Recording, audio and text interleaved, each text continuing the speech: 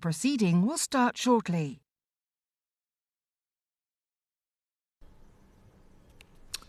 Order, order. This is Digital Culture, Media and Sports Select Committee, and this is our first hearing into our inquiry into concussion in sport.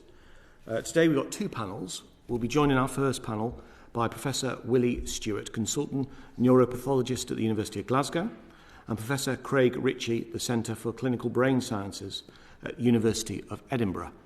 In our second panel, we'll be joined by Richard Oakley, the Head of Research at the Alzheimer's Society, and Peter McCabe, Chief Executive of Headway, and Michael Gray, UK Acquired Brain Injury Forum.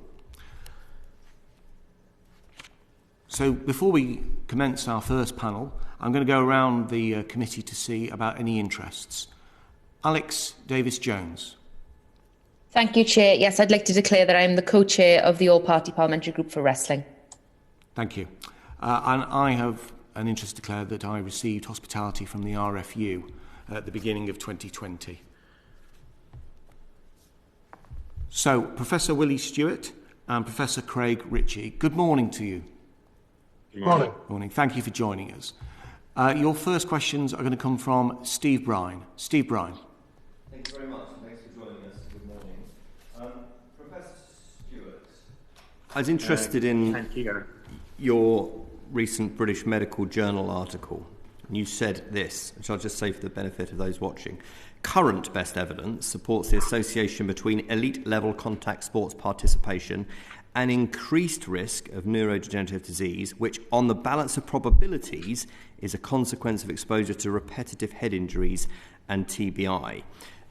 The reason I read it out is because there are lots of nuances in there and there are lots of caveats in there. I just wonder whether you could start our session today, and we're very grateful for you joining us, and just talk to us about how solid the scientific evidence is that head trauma contributes to dementia and other injuries of this sort in sportsmen and women. Thank you for that question. Thanks for the opportunity to come and speak this morning to committee. Essentially, this goes back a century. We've known for almost a century that boxers were at risk of late life neurological complications from participation in boxing, and that then was tied to exposure to repetitive brain injury. And over the much of last century, we really just focused on this link between boxing and late life neurological problems. The pathology then described as dementia pugilistica. So looking down the microscope, we could see something quite different in boxers compared to other dementias, which we described as dementia pugilistica or dementia of boxers. But even back towards the end of last century, we were seeing pathology cases where the person that we were examining wasn't a boxer. There was other circumstances, including one case of football, soccer. But really this last century, this last 20 years, since the turn of the century, focus has turned to other sports because we've begun to recognise this same pathology, this head injury or boxing associated pathology in people who never boxed, whose exposure to risk was from other sports. American football, notably from mid-2000s, 2005, and in the last decade or so, increasingly in football and in rugby. And that pathology is important because it's a pathology where thus far we've only seen it in people exposed to brain injury. We haven't seen it in other circumstances. But the pathology doesn't give us an insight into whether there's risk of dementia. Really, to do that, you need population level data. And that's what we pursued a couple of years ago in professional football. And in professional football, we found that the risk of dementia was about 4 times higher than it should be. And if we adjusted for the fact that footballers were living longer, the reality was about 3.5 times higher. So we see this high risk of dementia in contact sports athletes. We see a pathology in those contact sports athletes with dementia, which is virtually exclusive to brain injury. And so we take the position that actually the only thing that connects football to American football, to boxing, to rugby, to wrestling, to other sports where we've seen this pathology is actually head impacts and head injury exposure. Now, there must be something else because people can have exposure to head injury. People can play the sport in the same way, but don't seem to develop problems. So there must be other things contributing to it. But the one common factor is this head injury. to prove it beyond a reasonable doubt, as opposed to on a balance of probabilities, is a virtual impossibility, because the exposure is in the 20s and the outcome is 30 to 40 years later. So the length of time between exposure and outcome is so long that actually to prove it beyond a reasonable doubt is vanishingly difficult, but on a balance of probabilities, I think we're there. Yeah, no, I mean, I understand that any proposition is merely somebody's conjecture, and then you set out to find the evidence to support your proposition, right? And so going back to my question on the solidity of the scientific evidence, on a 0 to 10 scale, where would you say that scientific evidence is at the moment that points to the thesis that you present? I'm a scientist, so I don't like to be painted into a corner of 0 to 10 scale. So I'd rather say that we have more than enough evidence that the people who we're seeing this pathology in, the only common factor in there is brain injury. That is, everything from people who've played sport and been exposed to repetitive mild brain injuries or concussions or even just head impacts, right the way through to people hit by cars. I think I see it as a balance of probabilities, at least in my mind, so that I would take us well over 5. Okay, we'll come back to some other issues. So, Professor Ritchie, hello, thanks for you joining us. I wonder what you would add on the scientific evidence that we currently have before us, because obviously, that's what we're interested in. We ultimately, when we write a report, I suppose we will be looking at governing bodies and government to make decisions off the back of the evidence. How strong is it from where you stand? Well, I think to build on what Willie said, I think from a pathological perspective, Willie's, I think, covered that obviously really well. But of course, one of the greatest challenges is to identify those pathologies in people during life. And the associations between pathology and brain health and dementia, even for something as common as Alzheimer's disease, there are still some challenges in drawing those links together. Simply because it's very, very hard to test for pathologies in life. We don't have the advantages, say, you have in cancer or liver disease, where you can do biopsies and you can actually see what's happening. So we have to rely very heavily on biomarkers. So with that, there comes a degree of uncertainty as to whether or not an individual presenting with clinical symptoms actually has that pathology driving those clinical symptoms. And I think that's one of the big things that we have to give consideration to. I think there's an undoubted link between head injury and cognitive symptoms. I don't think that's surprising to anybody. So I think that evidence is very strong. But I think the biggest challenge is defining the difference in association between an injury and a clinical symptom, and a causal relationship between an event and cognitive symptoms. So, Professor Ritchie, can I just ask you then, so in terms of the likelihood of somebody to suffer in the future,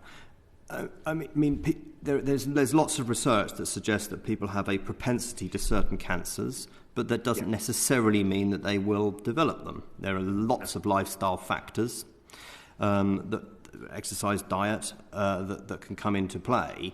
Can you assess a sports person today and get an indication of their likelihood to suffer in the future? Well, yeah. So I think there's in some ways, there's 3 populations. There's those who are currently playing sport. There's those who just recently retired, which I think focus is on in some ways from what we're developing called brain health clinics. And in the third group are those who later in life developed a dementia syndrome, who require care and support with that.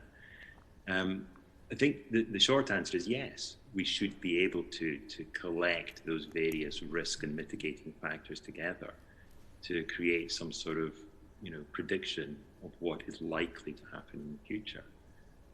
Unfortunately, at the moment, those clinical services, those environments for doing that don't exist. And I think even when they do exist, and they will exist in the near future, there will always be some degree of uncertainty. Those models aren't 100% accurate. So I think there is certainly a distance to go to be able to do that risk profiling. So what I would say is that very recently, the Lancet Commission report on dementia was published, which identified 12 modifiable risk factors for dementia, of which one is head injury. So there's another 11 things, and you mentioned in the context of cancer, exercise, diet, but we also add to that things like diabetes, heart disease, depression, as the risk factors. And I think what one has to do when one sees an individual with cognitive symptoms in midlife is look at all the potential etiologies and all potential risk factors to try and modify those if possible over time. Yeah, Professor Stewart, you had your hand up, please. Yeah, I was going to reiterate what Craig has just mentioned there, that I think the debate about brain injury and a risk for dementia has now moved on from discussion about whether it is a risk or not, because the evidence to date, and the Lancet Commission has summarised that quite nicely, is that somewhere 3% or slightly higher of dementia in the community has a contribution from brain injury. But let me flip this around a bit and talk about football again. And in our study looking at former footballers, neurodegenerative disease, dementia and other conditions was recorded on the death certificate in about 20% of our former footballers that had died, against just over 6% of the matched population control. So there's a very real problem with neurodegenerative disease in football. And in terms of what that problem might be, there's an awful lot of work has gone on for the last 20 years, but over the last century, if you go right back in boxing, to find another cause other than brain injury. And so far, it's all come back to brain injury is the only common factor. That it's not to close the door on other possibilities, but brain injury remains the only common factor. So I think it's you act on what looks like the most likely risk and deal with that, because that's a simple thing to deal with, rather than waiting for definitive evidence. And just to close, because there's lots of talk about the team of 66, and there's lots of talk at the moment, of course, given the pandemic, about risk versus threat to anything that one does in life. Can we be certain? No. Is there a balance of probability based on common factors? Yes, according to your evidence so far. But is there an acceptable level of risk that people take playing elite sport? Put it another way, more crudely, would the team of 66 rather they hadn't been part of football and achieved what they achieved? Is there a balance to be struck, therefore, between prevention, mitigation and managing risk? I think the short answer is yes, of course there is. And I think the key for me is information. I think it's behoving on academics, clinicians, researchers to generate the knowledge and the information for people to make those informed decisions, either organisations or people. There's always going to be a balance of risks, but what one has to understand is to have the knowledge and the information to make informed decisions about what to do. It's very quiet. Okay, thanks. Then just finally, Professor Stewart, you talked about elite level contact sports, didn't you, in the BMJ piece that I referred to? Just help me understand the difference between amateur and professional sport. At the end of the day, if you're having head injury, that doesn't matter whether you're playing for a Premier League football team or a Sunday League football team, does it?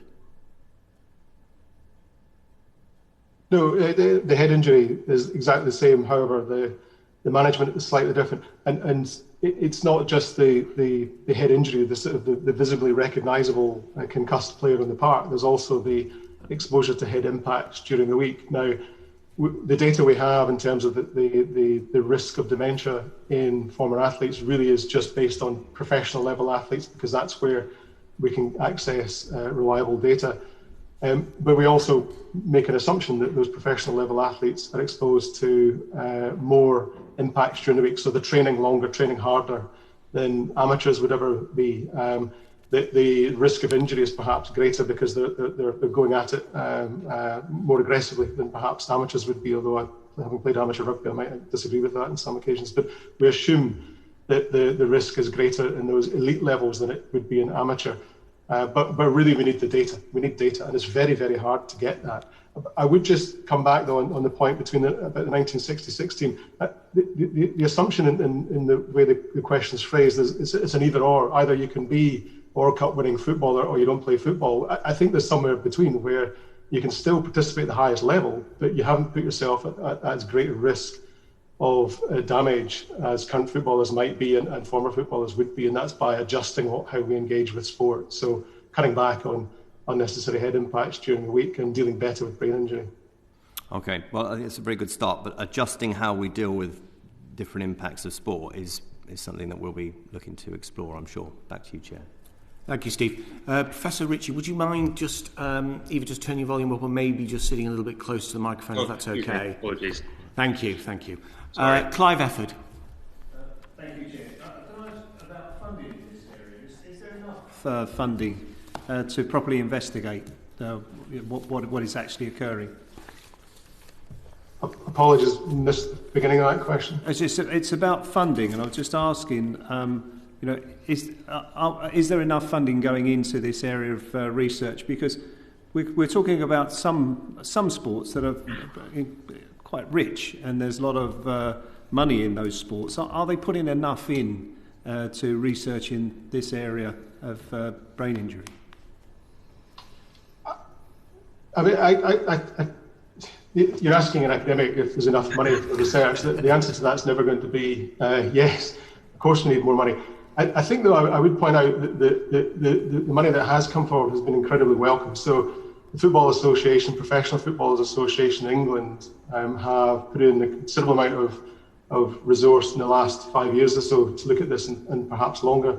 Drake Foundation, charitable foundation, has put in quite a bit of money in the last several years to try and support and advance this, but it's never going to be enough. This is a big issue to explore and investigate.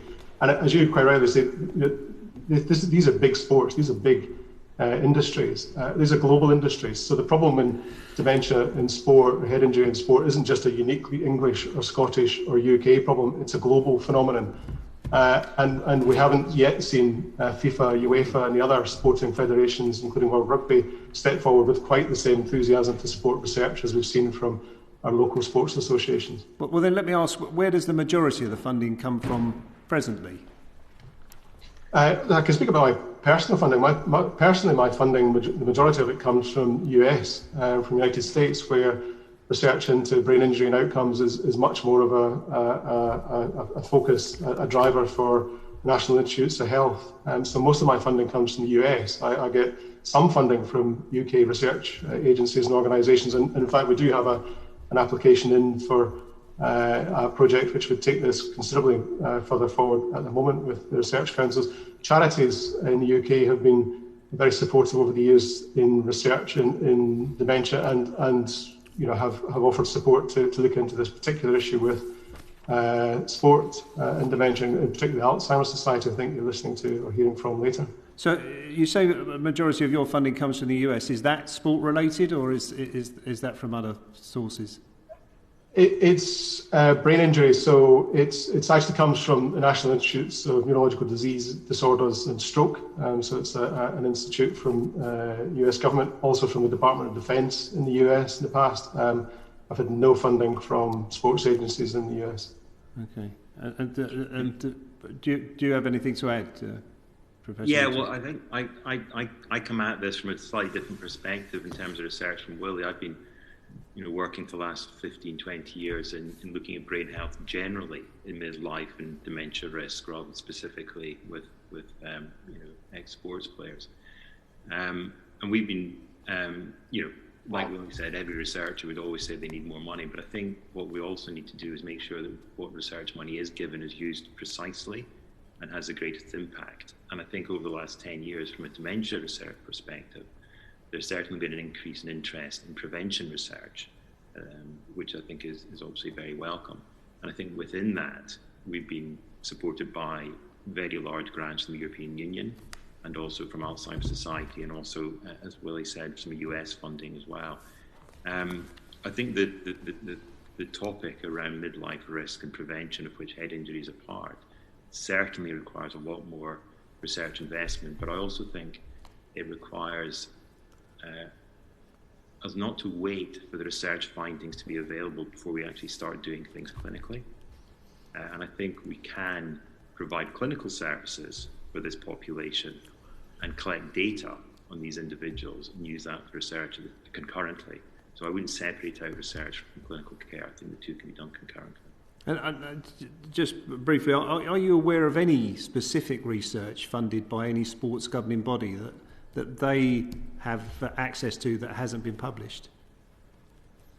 I don't personally. Not that I'm aware of. No, I mean there are studies currently ongoing which have had some support from sport, but I'm not aware that there's any that they haven't published. Okay, can I just ask about the Concussion in Sport group? Its last consensus statement. It was made up of 47 different studies, but 3,800 had been identified, but only 47 made it through to the final statement. Is that those figures seem quite startling? Why would so many studies be rejected? Is that because it's too focused in its approach, or are they genuinely not relevant? I think it's reflective of the two things. One is a very high bar set by that group for acceptance of evidence, and the second is the quality of research that has gone on. As Craig alluded to, it's quality of research that's important rather than necessarily quantity of research. So well-designed focus studies which are directed towards answering specific questions and do it with robust methodology are incredibly important, but they're few and far between in this field. But the Concussion Sport Group, I think, does set the bar exceptionally high for a consensus group. I sometimes read it that they're looking for, they're reading it an absence of evidence. So by if you like, excluding a lot of papers allows them to say there's an evidence of absence. So their reading of the risk of dementia and late outcomes in sport is not something that the rest of the traumatic brain injury or dementia community would necessarily accept. I mean, is that reasonable? How they've set the bar and excluded so many pieces of research? In your view, or are you saying that that's unreasonable? I think when you're talking about public health and potential impact on health and lifelong health, then you need to really take the totality of research and take a pragmatic view of it. Now, in a matter like this, for instance, the reducing head impacts, taking an approach in the balanced probabilities, head injury is the big problem here. Reducing head impacts in sport isn't going to destroy the sport or isn't going to cause any huge problems down the line. So you take the balance of evidence and say, let's reduce the risk of impact. If you set the bar very high and say we'll only accept the highest level of research, then as I say, we could be 40 years down the line and still not have that high level of research, and nothing has changed in sport. The risk has not changed. So I think you just need to say on a pragmatic view, particularly when you're talking consensus rather than a meta-analysis. When you're talking about a consensus view, you say the consensus is, on a balance of probabilities, this is a problem, and for public health reasons, we must address that problem. Does the fact that so many were rejected point to that there is a great deal of research out there that is not robust enough to or draws the wrong conclusions even? No, again, it's quality. There is a lot of research in every field which doesn't perhaps meet the standards of rigour that we would like, but there is actually an awful lot of good quality research. It's just that the bar set the Concussion Sport Group just didn't quite take all of those research studies into account. And do you have any comment on that, Professor Ritchie? No, I have nothing to add specifically to that. No. Okay, thank you very much. Thank you, Clive. Professor Stewart, just picking up on the comparison with the United States. Why is it the United States is so far ahead of us in this field? Is that a reflection of their sort of more litigious society? That's a really good question. I don't know. I mean, I think partly that may be to do with it. They had the issue which has been told in the Hollywood movie Concussion, featuring Will Smith, where the first American football case was described in 2005. And of course, that's a huge sport for America. It's a $1 billion global industry. And I think the reaction to that, the threat, the concern that may be around that in American football, coupled with the litigation that followed, which cost the NFL something like $1 billion in payout because of long-term damage. I think that certainly has accelerated or focused attention on this issue. But I think that, I mean, I work in the US quite a lot. I've got affiliations over there and collaborations there. And I think they've just had a slightly longer term view, understanding of the risks of brain injury, particularly lifelong risks of brain injury. So this just adds to what was there already, that sport is another facet that needs to be explored. I mean, the American military have also been much more aware of these issues because of military field associated blast associated brain injury as well. So there's something like $2 billion worth of research from the Department of Defense in the US just looking at the effects of brain injury in their warfighters and military personnel. Thank you. Kevin Brennan. Thank you, Chair, and good morning both. Professor Stewart, is rugby safe? Is rugby safe? It's a collision sport. It's a contact sport. There's risk in any of these collisions and contact sports. In my personal view, I think it could be made a lot safer. There are things that could be done to reduce the risks of head injury and head impacts. There are things that could be done perhaps that would reduce the risk of dementia further down the line. It's a contact collision sport. I played rugby. I thoroughly enjoyed the contact side of it, which drove me more towards rugby than football, which in Glasgow is a kind of an unusual thing. So I think there are aspects of it could undoubtedly be improved. Okay. See, I was brought up in a very powerful rugby culture and played rugby for Pontypool schools and still love the game hugely, and very aware of the debate that's going on around it. What you said there is quite interesting. You said it's a collision sport and you said it's a contact sport. Isn't the truth that perhaps when I was playing the game and maybe when you were playing the game, it was a contact sport, but now it's a collision sport? And they even in the statistics when discussing how a game has gone, dominant tackles and the collision element of the sport combined with the professionalization and the bulking up of players in that over the last few decades has meant actually it's gone from being a contact sport into being a collision sport. Would you say that that's accurate and that has implications for this debate? Yeah, I think there's no doubt that I think those of us who've watched rugby and have participated in rugby over the years have seen this happening. In fact, just before we started, you were talking about a colleague of yours who was a scrum half, and I suspect in those days scrum halves were kind of small and wiry individuals who didn't have to have the bulk that even a scrum half has today.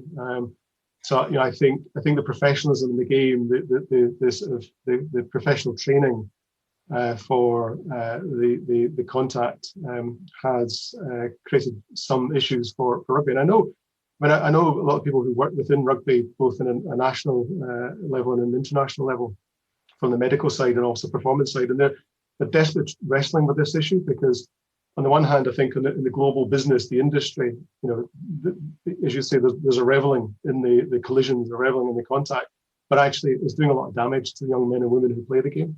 So they're desperately trying to find a solution. I think if we go back to the American comparison, the NFL, American football, when the problems started to emerge and they could see the litigation coming, made changes to the rules of the game, almost within seasons, to try and reduce risk of injury. I think there's a much slower change in rugby, which perhaps they could accelerate to try and reduce risk. Was the referee right to send off Xander Fagerson in the Scotland-Wales Six Nations match? You draw me into some trouble here, and I say yeah. I was deliberate. No, he was, yes, because I think one of the things that disappoints in rugby, for instance, is that the concussion, the brain injury level in rugby, there's about one brain injury per match in professional rugby, which English rugby have been very good at monitoring the levels of injury. And that level of one brain injury per match has stayed the same for about 4 or 5 years now, and that's an unacceptably high level. We're talking about the balance of risk. 1 in 30 players going off with a brain injury per match is totally unacceptable in any shape or form. And the only way that they can address this meaningfully is actually to just take the head out of the game. So if there's head contact, that's not allowed. Okay. And I think in that occasion, Xander may fail hard done to, and I know he does, but he deserved to go on. Could I ask, and it's very noticeable how much stricter head-to-head contact or even shoulder-to-head contact is being refereed, and the sanctions of sending off and the red card, etc., being used. In relation to the physical collisions that take place in sport, and rugby being an obvious example, is that what it's about, though? Is that enough, or do other collisions like tackles that take place where there isn't head-to-head contact or contact with the head, are they equally, or are they also dangerous in relation to causing brain injuries? Data from rugby analysis, again, they've done some really good work at looking back at all the concussions and head injury assessments that took place and tried to work out what was the mechanism, what was happening just in the lead up to it.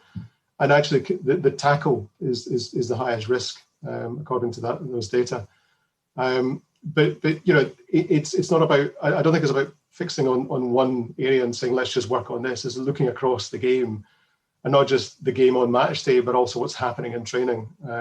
Because whilst the recognisable head injuries are undoubtedly important, the cumulative effect of impact after impact after impact after impact, which don't necessarily produce symptoms, is just as important, perhaps even more important. So, let's talk about how we reduce head impacts, improving on tackling, think about heading and training and heading, but also think about what happens during the week. Yeah, I mean, on that point about training, it's noticeable that players talk about, the brutality of the training that they've been through prior to major top level matches and so on. And, one isn't always aware of what that actually means in practice. Would you be in favour of there actually being, regulation around the amount of collision and contact that players are allowed to be exposed to during training prior to major sporting events? Unquestionably, I think it's one of these things where it needs to be legislated from the game to say that this is the maximum number of contact sessions that are permitted in any one season or any one active season. And again, the NFL stepped in very early on and said, contact training should be reduced, if not excluded from the game as much as possible, particularly during the season. So I think that's something that needs to be done. Is that more important than the suggestion that perhaps players should play fewer games, for example? I mean, the COVID has exposed many sports players to have to play more frequently in contact sports. Is the training aspect more important than the frequency of the actual matches? So, I mean, I think it's cumulative exposure to head impacts and head injury that's the big problem, and we need to take it in steps to see how we might reduce this. So the first thing, the easiest thing in my mind is look at training. Let's cut back on as much training as possible, and that might actually produce a fantastic reduction in load and exposure to brain injuries and head impacts.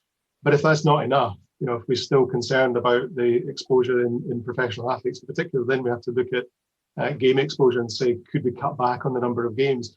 And I think probably the last step, and the kind of the big red button step is to say we have to think about whether the game of rugby continues, whether it's just too risky. I don't think we're ever going to get to that stage, but because there are so many things we can do before getting there. So thinking about training, think about contact, think about refereeing, think about adjusting the rules before we actually say that rugby is just too dangerous or football is too dangerous. On the issue of rugby and football, and you talked about the head injuries, the brain injuries that occur during rugby matches. Heading the ball in football happens very, very frequently indeed. That doesn't produce an obvious, immediate, impact on the player. Is football actually more dangerous than rugby in the longer term in that regard, would you say, or what would be your assessment of it as a scientist? That's a really good question. The reality is it's difficult to get a sense of the risk. What's the lifelong risk to the brain of participation in these sports? It requires really robust data, really robust research. And so far, we've only really been able to do something along those lines in football, in the study that we published a couple of years ago, and one similar study in American football. And actually, when you look at the comparable risk between the two, slightly different methodologies, but the risk was very similar. So, the risk of neurodegenerative disease death in American football wasn't that dissimilar to what we saw in football. We just don't have data in rugby. I don't think we're too far from having that data. But it's an intellectual conundrum. Is which is the greater risk, or are the risks much the same? And you could argue repetitively hitting the ball could be just as damaging as the contacts in rugby quite easily. Final question, Chair. Do the club doctors often in sport have a conflict of interest in assessing player health in this regard? And what should be the protocol, if you like, for any medical staff who are involved, day to day in sport? And obviously, we had the controversy with Chelsea Football Club a few years ago, and Mourinho as manager, and whether or not a doctor should be free to run onto a pitch and treat a player immediately. And we have seen, I know in rugby now, we do see independent medical people pulling players off for head injury assessments, whether they like it or whether the coaching staff like it or not. But what's your assessment of all of that with regard to any contact sports? I mean, I know an awful lot of pitchside medical doctors and national team doctors and healthcare staff looking after footballers and rugby players. And to man and women, I've not met one yet who strikes me as conflicted by their role. The role is to ensure that no harm comes to the players and look after them as best they can. I think, though, the tools they have available to them sometimes let them down. So, for instance, in football, in rugby, if a player is injured, the medics can run on the park while the game's in flow, care for that player. If it's a head injury question, they can take them off and look at them in detail down the tunnel. In football, they don't have that ability. They have to sit in the kind of technical dugout and just hope that the referee lets them on. So I think what lets them down is the way the game is managed and the way that they're allowed to interact with the players. I don't get a sense ever that the team doctors, team medics, team physios are conflicted in their duty of care to players. That I just don't get at all. And in fact, in terms of head injury management, perhaps the closer they are to knowing the player, the better they are in managing that player, because it can be very subtle changes, and knowing them day to day means that they can spot the subtleties. Okay. And I think at last football is at last introducing temporary substitutes, although it's way late in the day, isn't it? Unfortunately, it's not temporary substitutes, and I wish there were. Football has a habit of whenever it's faced with having to develop, of going out on their own and trying to develop something unique to everybody else, as if the problem never occurred before. What football has introduced is shambles in 2021. And would you say that the most urgent thing they could do is get on and introduce temporary substitutes for a head injury assessment? Unquestionably. Rugby has made great developments in understanding how you can assess and identify players with brain injury on the field. And that should be the model, that should be the benchmark that all of the sports start from. They shouldn't start from a blank page and try to create their own protocol. They should just say, what did rugby do? How do we make that happen in football? Thank you. Thank you, Chair. Kevin. Professor Ritchie, do you wince when you watch a game of rugby or a game of football and you see the collisions and also people heading the ball? Does it make you sort of reel in concern? Yes and no. I mean, certainly we talked about the tackle. Berg's. I winced at that. Of course I did. That was a high impact collision. Do I wince when a defender heads a ball in football? No, I don't. I think there's a huge difference between the two. I certainly now watch with greater concern for what will happen to these players over the longer term, and that's something, of course, I'm very interested in. But do I wince? Very much depends on the circumstances. Yeah, you'll be doing a lot of wincing if you were just every time someone headed the ball, wouldn't you? But absolutely, wouldn't be good for my brain health. No. But more seriously on that point, is there any evidence to suggest that sort of the heading of a ball has got less dangerous over the years because of the change in the ball? I mean, in the 60s and 70s, the balls were very heavy. They had laces in them. They were leather. Now they're polyurethane, different materials. Is there any evidence to suggest that effectively that sort of changing technology has had an effect? Well, I'm going to defer to Willie on this because he and I have spoken about this a lot over the last few years, and I know he's got much more expertise in this area than I do. So, Willie, do you want to pick that one up? So, I think that's a really important question, and it comes up an awful lot. The ball has changed in the last half century or so, and what difference does that make? The reality is, the weight of a ball hasn't changed for 150 years. When you pick a ball off the shelf to go and play football, the regulation says it's to be 14 to 16 ounces. The diameter of a ball hasn't changed in the same period. It's supposed to be about 26, 27 inches. So it's not changed.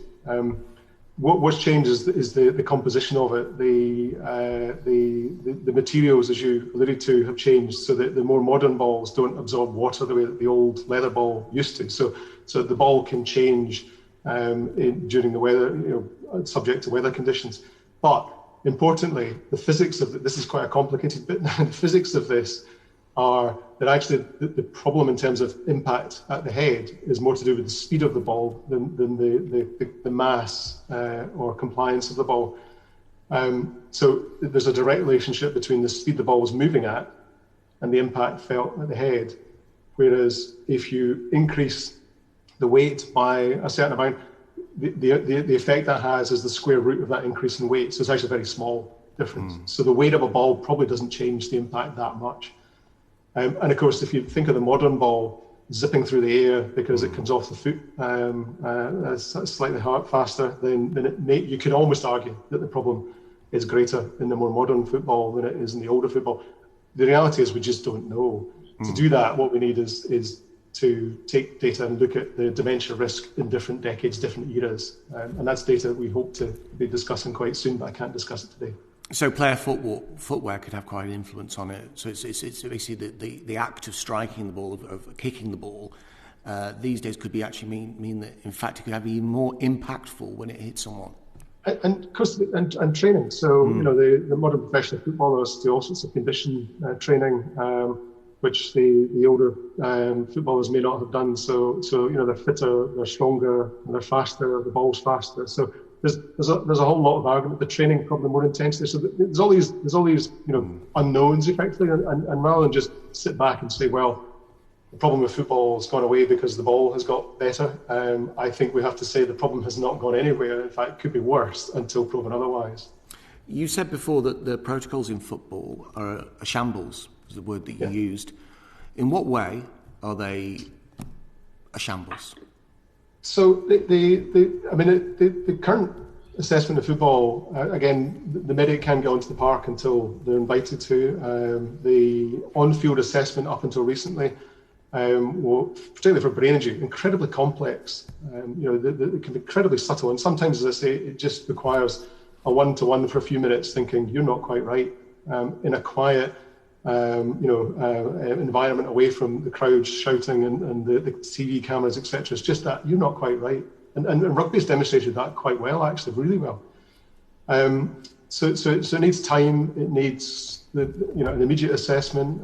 Rugby has demonstrated having video cameras recording every angle of the event also helped, because what's sometimes missed, even with the medics pitch side running on, is a brief loss of consciousness or a brief seizure, which you can't see from grass level, but you can see from the eye in the sky level. So all these things are important. What football has done, though, is to introduce effectively what it has at the moment, because they've given the medics no more time to assess the player on the park. They've given them no time to take the player off and assess them temporarily off the park. They've given them no better protocols to assess the player with. So none of the medical side of it has improved. All they've said is you can have one more substitute on the bench. And that extra substitute on the bench would only be a solution if, for some reason, football prohibited concussed or brain injured players from being substituted. But there's never been any prohibition to that at all. In fact, football's policy has been, if in doubt, sit them out. If you think there's a concussion, they should be coming off the park. But so there was never been any bar to replacing a player with brain injury.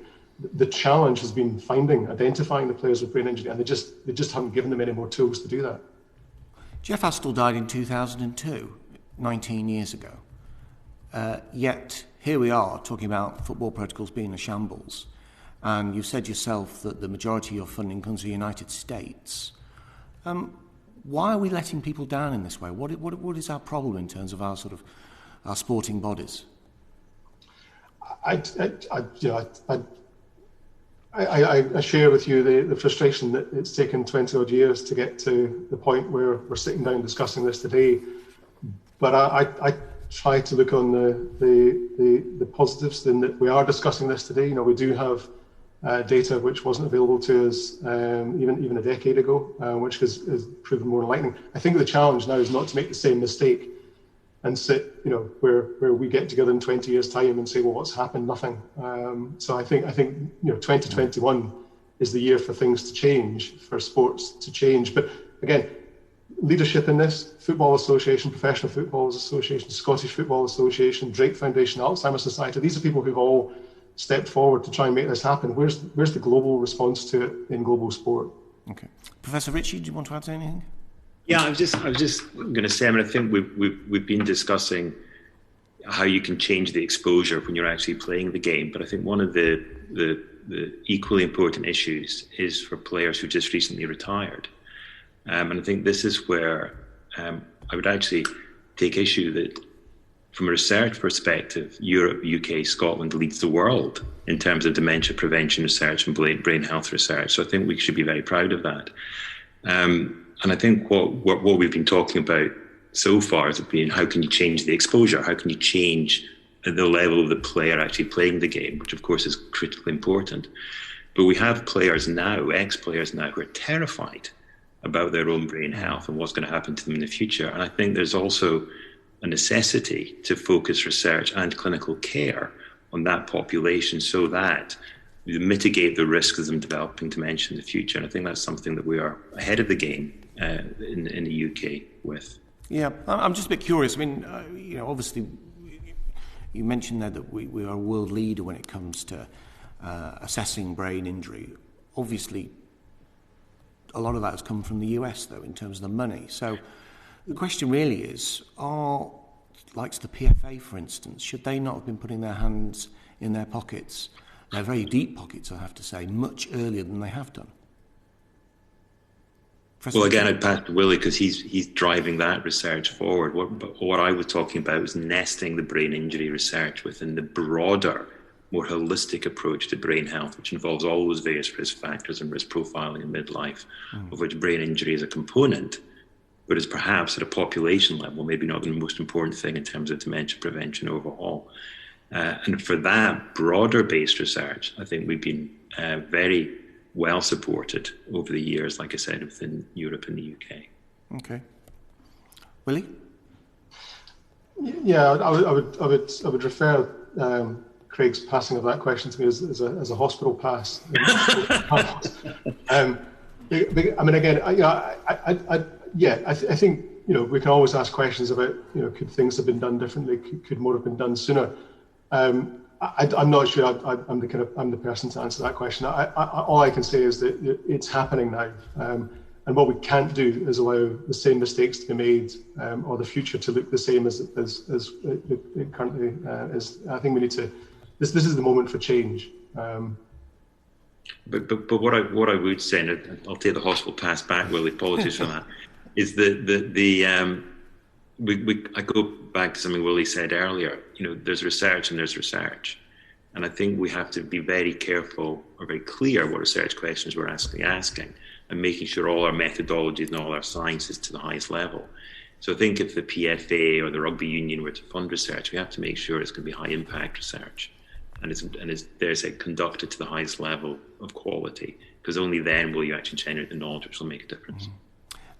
Professor Stewart, what would you do with £2.3 million in your research? Would that make an exponential difference to your findings, to your ability to assess this problem?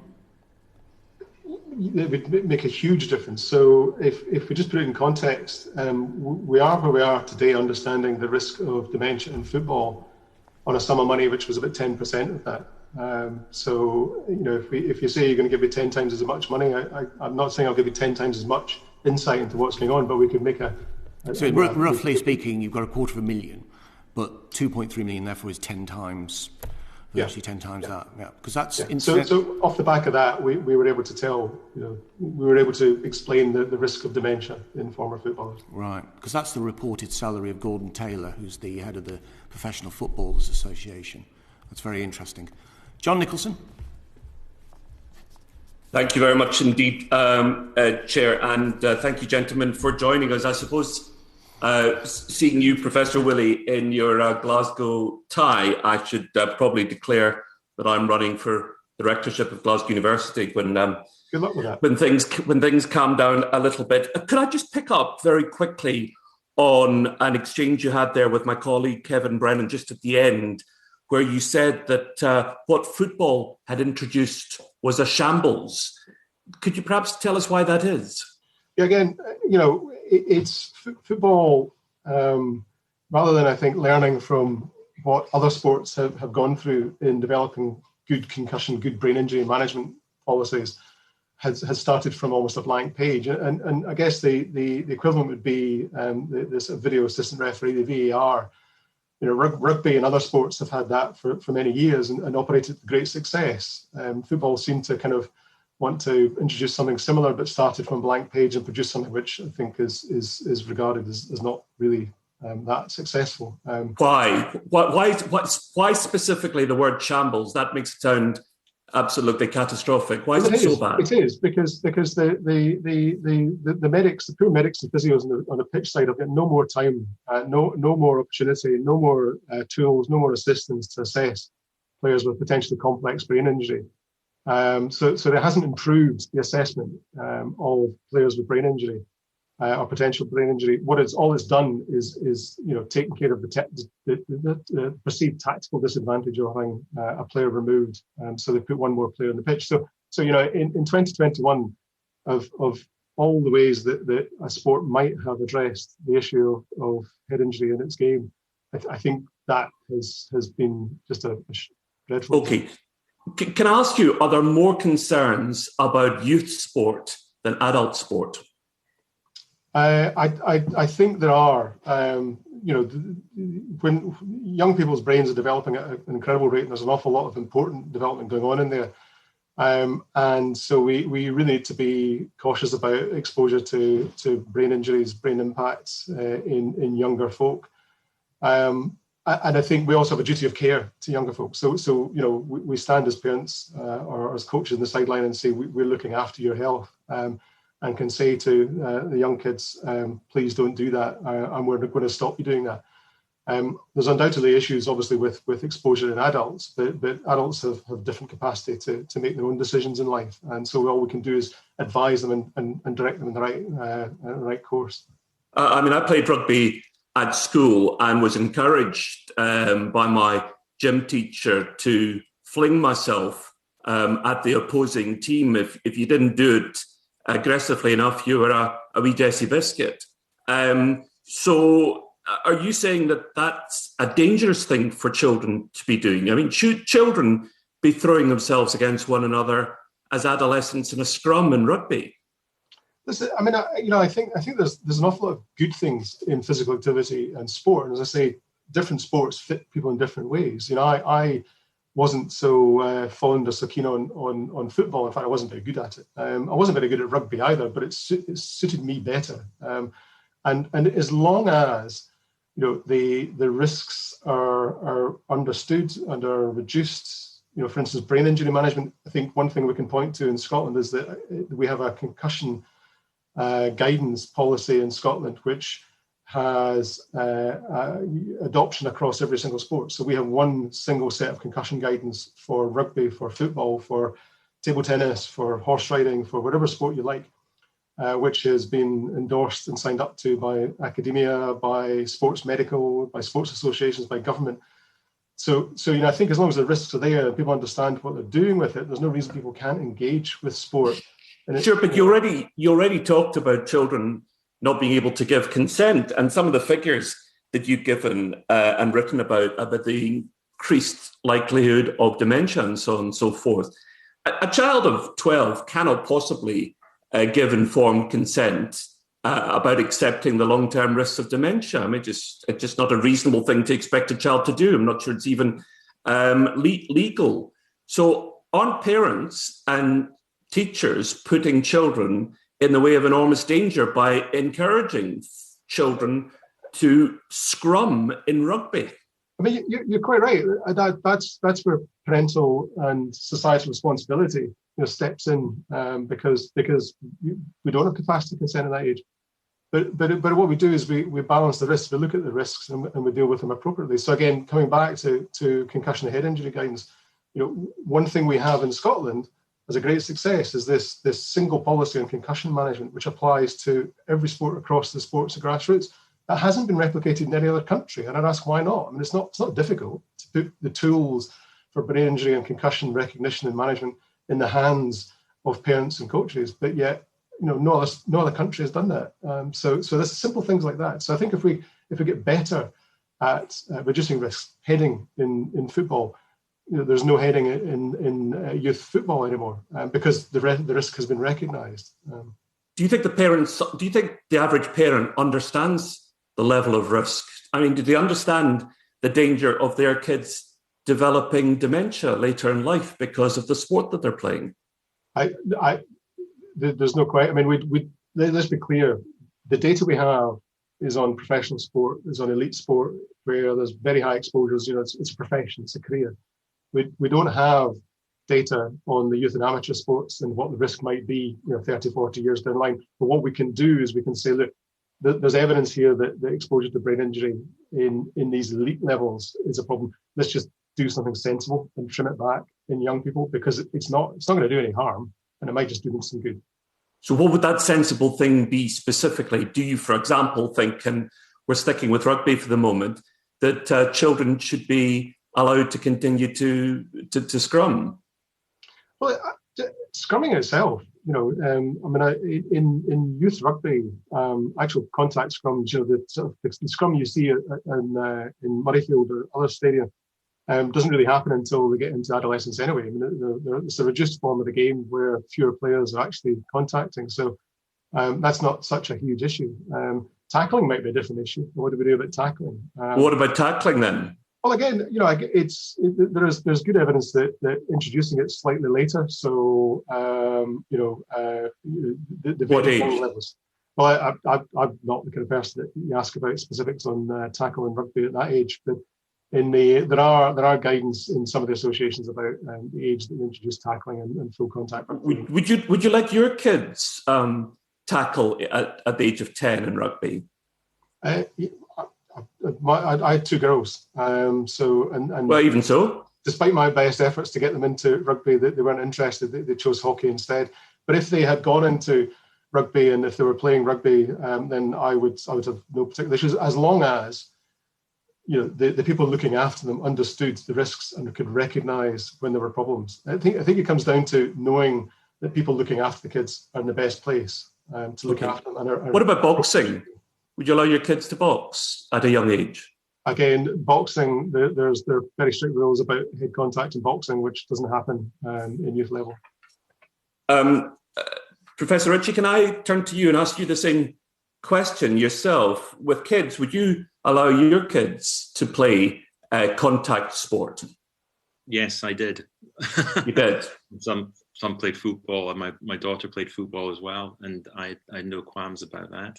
What about rugby? The question we were talking about just now. Well, I played rugby to a reasonably high level, to my mid-20s, and would I let my kids play rugby? Yes, I would. To Willie's point, or the same answer really, I think we have to understand more about the impact of rugby, tackles, scrum, etc. But I wouldn't be best happy about my kids playing rugby and tackling under the age of 12, to be precise. You wouldn't? Okay. I mean, if we think there is a danger long-term of dementia, and I accept the qualification that it's professional players and everything else, but we know that that obviously indicates that there is danger involved. Shouldn't we be erring on the side of extreme caution? I think we should be erring on the side of caution. You should always be taking that sort of principle. But I do think there's also a narrative here that there's an inevitability that you have a risk factor, you develop dementia, and I think that has to be argued against. I think there's a lot of things that we can do even after we've had an exposure to a head injury that can reduce our risk of dementia in later life. And I think that, again, I've mentioned a few times, should be a focus of research and clinical care. What about boxing? I don't have a strong opinion about boxing, to be honest. I think this has obviously been an issue for many years, going back, about boxing and Parkinson's disease. Personally, I know we're all very worried about children and children being obese and how important it is to get exercise. But presumably, when you look at some of those sports, you've got to balance the risk of obesity with the risk of brain damage. I know myself, when I watch boxing, which I don't do very often, but when I watch boxing, my heart's in my mouth just watching people pounding one another. It just seems so intrinsically, I know it's very skillful, and I know I'll get lots of people writing to me telling me how skillful it is, and I absolutely accept that. But it just seemed brutal. And the idea of young kids doing it just seems to me, as a layperson, and I'm looking for your expertise, it just seems to me to be an overly risky and dangerous thing for young people to be doing with developing brains. But I think your point about the societal and the physical benefits of participation in sport have to be balanced against the potential risk from head injury. Now, if we can reduce those risks of head injury, then the benefit far outweighs the risk. Before I hand back to the chair, in conclusion, in terms of reducing the risks, what would be your key demand? Because, at the end of this, we sit down and write a report. So I'm always very interested in what witnesses would want us to put in reports if they could distill it just down to a couple of key demands. So can I ask you, if you could distill your demands to reduce risk, especially for young people, what would you ask us to include? Well, number one, I think, as you mentioned, there has to be the precautionary principle, particularly with children. Number two, I think we have to be better at measuring, while people are either playing the sport or immediately afterwards, what the actual damage to the brain has been. We've talked a lot about measurement of exposure, but I think we also need to be better at measuring the actual impact. And that could be through biological markers, or it could be through cognitive testing. Those are things that I think require an awful lot of research and data gathering. Professor Stewart, what would be your answer to that? What would you like to see us include in the report as your key requests, demands to reduce risk, especially for children? Across the game, you apply the same principle, and it's, as Craig says, precautionary principle of reduce exposure to unnecessary impacts. So training, in kids, we're already doing that in football, getting rid of all heading in football in training under 12, and very cautious introduction in adolescents. It would be better recognise and manage brain injury. So again, I would ask the question, why is Scotland the only country in the world that has a concussion guidance policy that applies to all grassroots sports? Why is that not being rolled out to every other country? Particularly in the UK, it's not difficult. Surely we could. There's no language barrier. Just take what we've got and apply it. So I think when very simple things like that are still there to be picked off, let's deal with those first, and then we can start wondering about what to do after that. Well, presumably because Scotland's just naturally ahead in so many different areas that just comes easily to us. I'll leave it at that and hand it back to the chair. Thank you for your evidence. Thank you, John. Heather Wheeler. Thank you very much. I'll completely move on from big head or anything like that, because that would be just inappropriate. Gentlemen, thank you so much for coming today. As the chairman said at the beginning, the Yassel family are constituents of mine. And I went back to my emails. 2014, we were discussing having an inquiry into this. So 7 years later, Parliament is a marvellous place. I'm actually interested, having listened to everything you've said so far, taking this to the next stage. Better awareness for GPs, better awareness for A&E, with all of the grassroots sports that's out there. Do you think that there is a decent awareness about this? And what does good aftercare look like, please, gentlemen? I don't mind who answers first. Do I go? Craig. Yeah, Craig. I think Professor Craig. No, that's fine. No, I think there is a distance to go in terms of raising public awareness around sports, brain health, and dementia risk. I think there is still a perception that dementia is an older person's disease, and there's almost like an inevitability as you get old. And I think there's a lot that we need to do to fight that. I think what we're finding is that the diseases leading to dementia start in midlife, and as such, there's probably risk factors and there's also mitigating factors that can change the course of disease. So I think the whole narrative around brain health and dementia needs to be changed. And within that, I think there's a specific issue around sporting injury and head injury. And head injury generally, by the way, not just that resulting from sport. Yeah, I mean, I'd echo that. Yes. Yeah, again, we could think of what the challenges are to all of this in kind of three phases of the life, the brain of an athlete, if you like. So we've got the younger phase where they're perhaps exposed to injury. Are we doing enough to explain to people what concussion is, how to recognise concussion, how best to manage concussion? And there's a whole load of questions there which need to be addressed, not least of which is why does each sport in some countries have different approach to concussion, depending on which sport they're playing. So, there's things like that, simple things. In the midlife, where athletes have left the game but have been exposed to the risk factor, which we as I say, on a balanced probabilities is brain injury, it's what are we doing to manage those people in midlife? What are we doing to support and to make best of brain health of those individuals in midlife, not just resigning them to a fate which is predetermined by brain injury? Is there something we can be doing to improve all the other risk factors which might actually bring their risk back down towards what we'd expect to see in the population? And then in later life, just finish this, in later life where symptoms may have developed, so the dementia syndromes perhaps have set in, are we, one, supporting the players who've been exposed to that? Are we, two, recognising that the sport may be a problem? And we're still, now I'm still referred footballers and rugby players from all over the country for my assessment, sadly, who have a head injury associated problem, but the clinical teams won't see it that way or haven't seen it that way. And are we registering and recording that problem? Because there's a 40 years gap between what we do now and what we see down the line, we need to be recording it now so we can actually begin to see, a bit like tracking coronavirus admissions. The sooner we start counting them, the sooner we're going to see whether we're making a difference. That actually is an incredibly good point.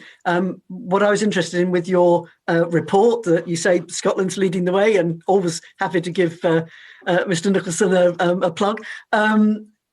Has that actually been disseminated to the GPs and to the A&Es? Believe it or not, this isn't just something that's happened this year. I mean, we're in our third revision of this. We revise it every couple of years.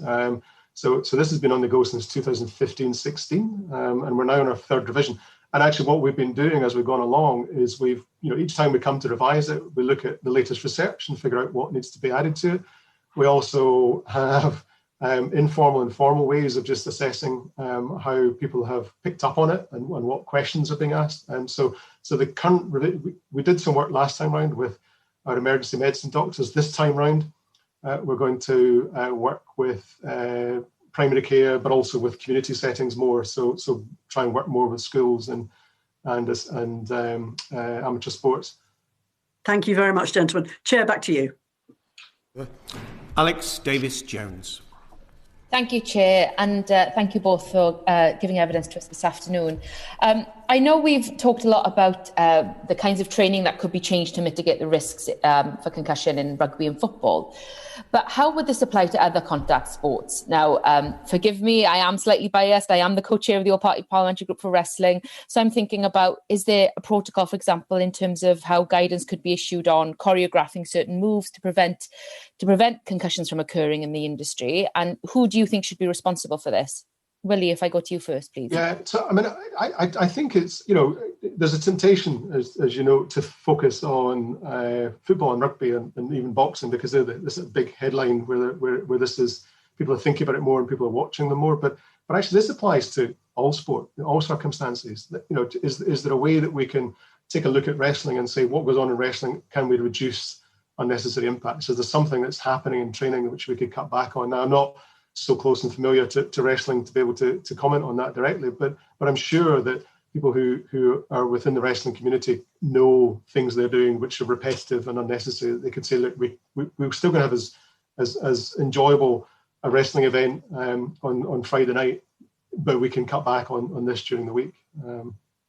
Yeah, well, I wholeheartedly recommend you get into wrestling, especially as up until recently the WWE champion was Scottish, Drew McIntyre. So Scotland leading the way again there for Mr. Nicholson's benefit. Used to train in the same gym as me. Did he? Yeah. But fantastic. that was when he was very young and I was even older, and yeah. No, great. But I think you said earlier that exactly this should come from the industry themselves and should be legislated, especially from the games when you were talking about football and rugby. But one of the problems that we've got is that no such governing body or regulatory board exists in wrestling. It's something that we're looking at to try and change as an all-party group and from the industry itself. But where do you think guidance should come from for sports or industries such as wrestling that don't have any sort of governing body to help coordinate that approach? I mean, obviously that's a real challenge. I think that for instance, wrestling could reach out to people who are already working in this in other sports and organisations and say, could you give us the benefit of your experience and what should we be doing next? And I guess it just has to, whereas there are various licenses and professional organisations which cover football and rugby. I guess it's just down to policing within the sport themselves, and for the participants, coaches and administrators to look after the sport and say, this is what we expect. But unfortunately, I think we all know in life there's going to be bad practice. People are going to not necessarily follow the guidance or legislation, but I think you have to put in place recommendations and just say, please, can we all stick to these? Okay, yeah. I'd like to go on to sort of the science a bit more that we touched upon at the beginning. Is there any difference between incidence or risk in men and women? Now, for example, we know that women are more likely to suffer from migraines and headaches as a result of concussion protocols. So are there any potential long-term differences between the two genders? Now, so long-term differences is a really good question. And we just don't have an answer to that, largely because a bit like, we've talked a lot about football and rugby. Actually, a lot of the research that's gone on in this has been in male elite sport and not so much in female elite sport, which is just, it's certainly in the UK sense, female elite sport numbers have been fewer to work with. But in the US, perhaps more could have been done. I think, though, what does concern me is that if we actually look at another risk, is that if you compare, say, football, where the rules for women's football and men's football are exactly the same, the risk of concussion in women's football is about twice that as it is in men's football. So the risk of brain injury is double. And that repeats itself through rugby and various other sports where the rules are exactly the same. So we definitely have a concern about what the long-term consequences of that might be. If you're twice as high risk of developing a symptomatic brain injury, what does that mean many years down the line? And we really need to get ahead with that research. And I think, sorry. Well, I was going to say, in a more general sense, we know that the risk of dementia, per se, is higher in women than it is in men. So, from all causes, if you like. So I think if you, as Willie said, have a higher risk while playing sport as a woman than a man, potentially negative consequences, then that's in the context of a higher risk generally of dementia in women. So I think this is quite rightly a particular focus, and a lot of the research and studies that we've been doing have an overrepresentation of women in those cohorts, and collecting all the right data to try and understand why there is that increased risk in women over men of neurodegenerative disease. That's actually quite shocking to hear some of the stats there in terms of double the risk. So given that risk, do you think that the current concussion protocols that are in place are effective in determining these gender differences? So I have some, it's a difficult timing for that question. Maybe in 2 weeks' time I could have given you a better answer. All I can say, we've got data that show, so there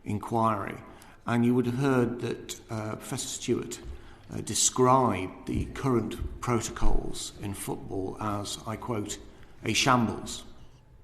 What did you think when you heard that description? Was that a surprise, or was that something that you expected? Who would like to answer that? Yep. Peter McCabe? Well, I wasn't surprised at all, Chairman. I felt that... sorry, there's an echo. Are you hearing that? We're okay, we can hear you well. I wasn't surprised at all, because when these protocols were introduced, we were very critical of them. We felt that the idea of a temporary substitution was far better. And why, as Willie said, why would you reinvent the wheel when it was working perfectly well in rugby? And there are a couple of really important things. He mentioned the pressure on club doctors to make a quick assessment. In normal times, you'd have the crowd baying to get on with the game. The doctors are not given sufficient time. So if you immediately introduce a concussion substitute, as they do in rugby, then they can take them off the pitch and give them the time to make the assessment that's required. And in fact, within a few days of introducing that protocol, there was a really poor example when a player was involved in a clash of heads, Manchester United playing West Ham. He was assessed for 2 minutes on the pitch and then allowed to carry on for a further 7 minutes until half time, and then substituted using the new concussion protocols. And we just think that highlights the weakness of that system. There's another factor, and that is that when you're making an assessment, if you've only got 2 minutes and there are a multitude of different languages spoken in the Premier League, then how can you assess somebody if you're not familiar with all of those languages? Whereas you take them off the pitch and there can be a translator available to help with that assessment. So I think for all those reasons, we need to change that. It needs to be looked at as a matter of urgency. Thank you, Mr. McCabe. Mr. Oakley, Mr. Gray, anything to add? Mr. Gray? Yes, if I may. Dr. Gray, actually. Oh, Dr. Gray. Sorry. I would agree. I would characterize it in exactly the same way. And I think part of the big challenge is that the sporting bodies, these non-governmental bodies, have been tasked with all of the responsibility themselves. There is no oversight, and they do tend to be more reactive rather than proactive. We see a lot in the media from the professional associations after a big concussion or after a big news story. In between those times, we don't see very much at all. So I think that government, in my view, government, and in the view of the UK Acquired Brain Injury Forum, the government needs to be leading the way. I think that the professional associations have been given their chance. They haven't met the task, and I think there needs to be a little bit more leadership.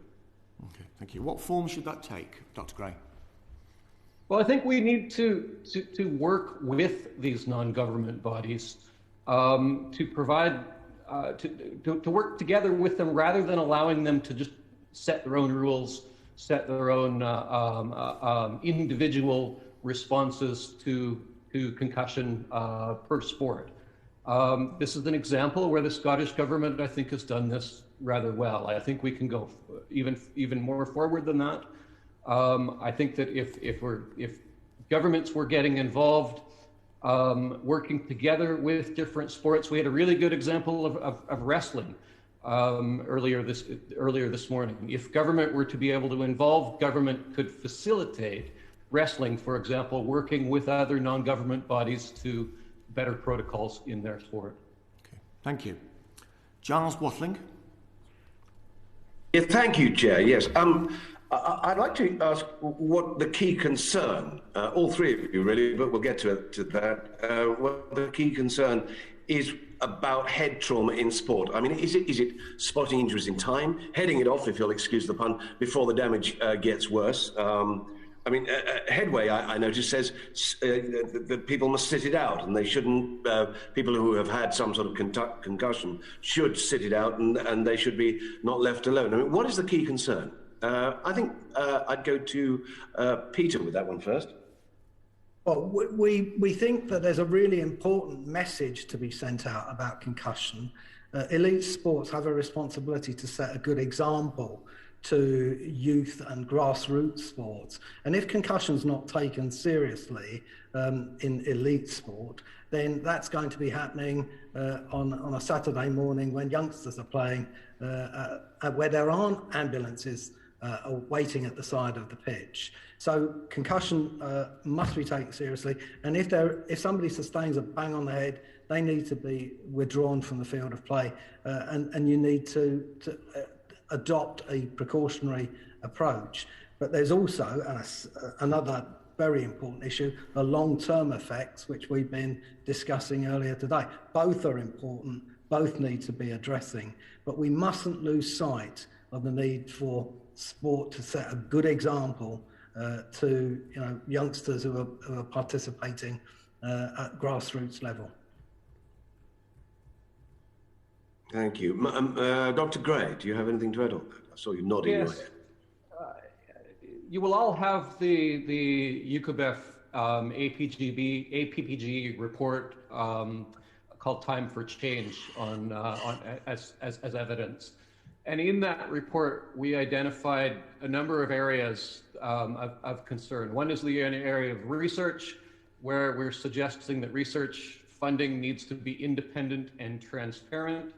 Another is in the area of campaign and awareness. We think that government can and should be providing leadership in terms of awareness campaigns. And finally, when we look at diagnosis and care, we need to be consistent across the United Kingdom. There are a number of areas where we need better pathways for people with concussion. We need better CPD programs for GPs, and particularly the ambulance service. There are a large number of people, we think, that are falling through the cracks in the system, that have concussion, are seen at an A&E. They may get some red flag information, we call it, on discharge, and then they're left to their own devices. They may or may not go to their GPs.